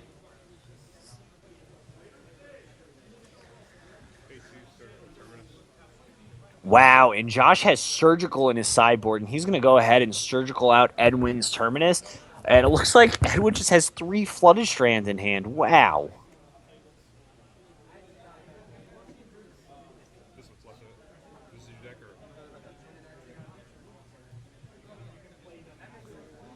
And Terminus here means that my guess is Josh's plan is to go ahead and play a bunch of creatures on the field and force Edwin to have a ton of answers.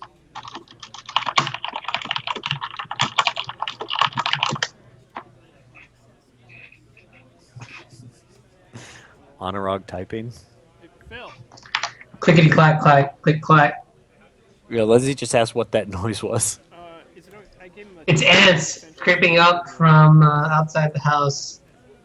Shardless Agent, gonna have a nice Cascade here. Cascade into Brainstorm. Not bad. Not bad. You guys have 2 minutes. And another Shardless Agent off the top is going to be great here. It's going to let Josh have just a ton of answers. A ton of creatures on the field. Force Edwin to have a Snapcaster and a Swords to Plowshares.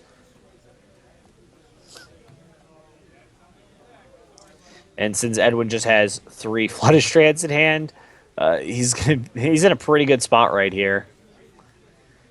All right, spin this wheel again. And a Deathrite Shaman. That's 3 lethal creatures for Josh here. And without Terminus, it's just like, Edwin, what are your outs? I mean, maybe you draw a Snapcaster Mage, Swords to Plowshares, a Deathrite. I think what he's really going to need here... well, he has a Meddling Mage, so you can put a Meddling Mage into play. But I think Edwin's going to need to draw Snapcaster Mage and a Pithy Needle. So you can Pithy Needle the Deathrite Shaman, put a Meddling Mage into play, and then cast Snapcaster Mage on Swords to Plowshares. Yeah, that's not bad, but there's also Jace that can unsummon the Meddling Mage, right? I hate to put Meddling Mage into play when, Josh is just going to put it back in on his board the next turn. Oh, that's a really good point. Jace can bounce Meddling Mage back to his hand and provide him with everything he needs. So actually, my line wouldn't have worked out. He would have needed to draw a Snapcaster and Supreme Verdict that turn. But anyway, I have to get out of here. I'm going to go eat dinner. Thank you guys so much for watching. Thanks if you're for hanging out, interested, anytime. If you're interested in following me on Twitch, my Twitch should be down below. Twitter's the same thing. And join us every Tuesday when Anuraag and I will be commentating games and stuff Legacy Night.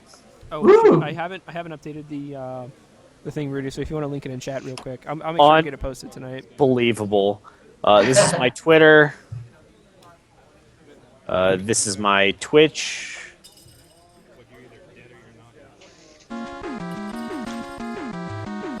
Yeah, and likewise, guys, thank you so much for tuning in today. The Snapcaster comes on weekly on Tuesdays at Games and Stuff, also at Curio Cavern on Wednesdays, sometimes at HQ Games on Fridays. So be sure to tune in for a lot of Legacy action. You get to see some pretty cool things. Check out the YouTube page as well. You can check out Paul Lynch's Eldrazi deck tag, maybe get some preparation in for SCG Philly with some tips from that.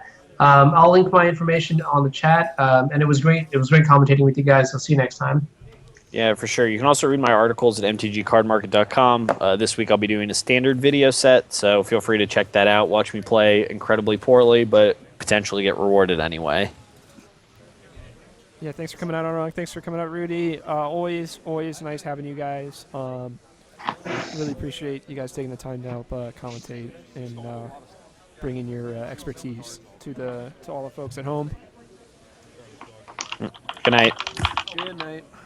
everybody watching, thanks for sticking with us. We're Snapcasters.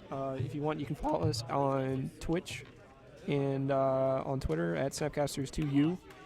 We also are on Facebook. We're pretty active. If you have any questions, you can tweet or Facebook us.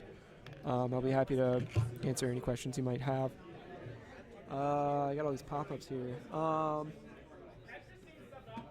Yeah, we're going to be live tomorrow from Springfield, Virginia, Kiro Cavern, 7 p.m. Eastern. Definitely going to have some more spicy brewers down there, too.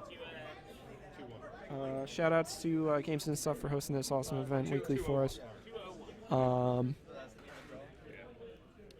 you guys think of it? I'm taking a poll. Hit us up on Facebook. I'm taking a poll right now to see what kind of more content you guys are interested in seeing.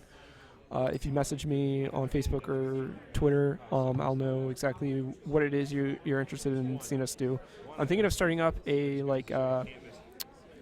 I had a clever name for it, but like a deck explanation series where we go into a lot of detail over specific archetypes. And if you guys are interested in seeing that, I can record some for you. Anyway, holy crap, it's really late. I gotta get going, guys. Thanks so much for watching, and I will see you next time.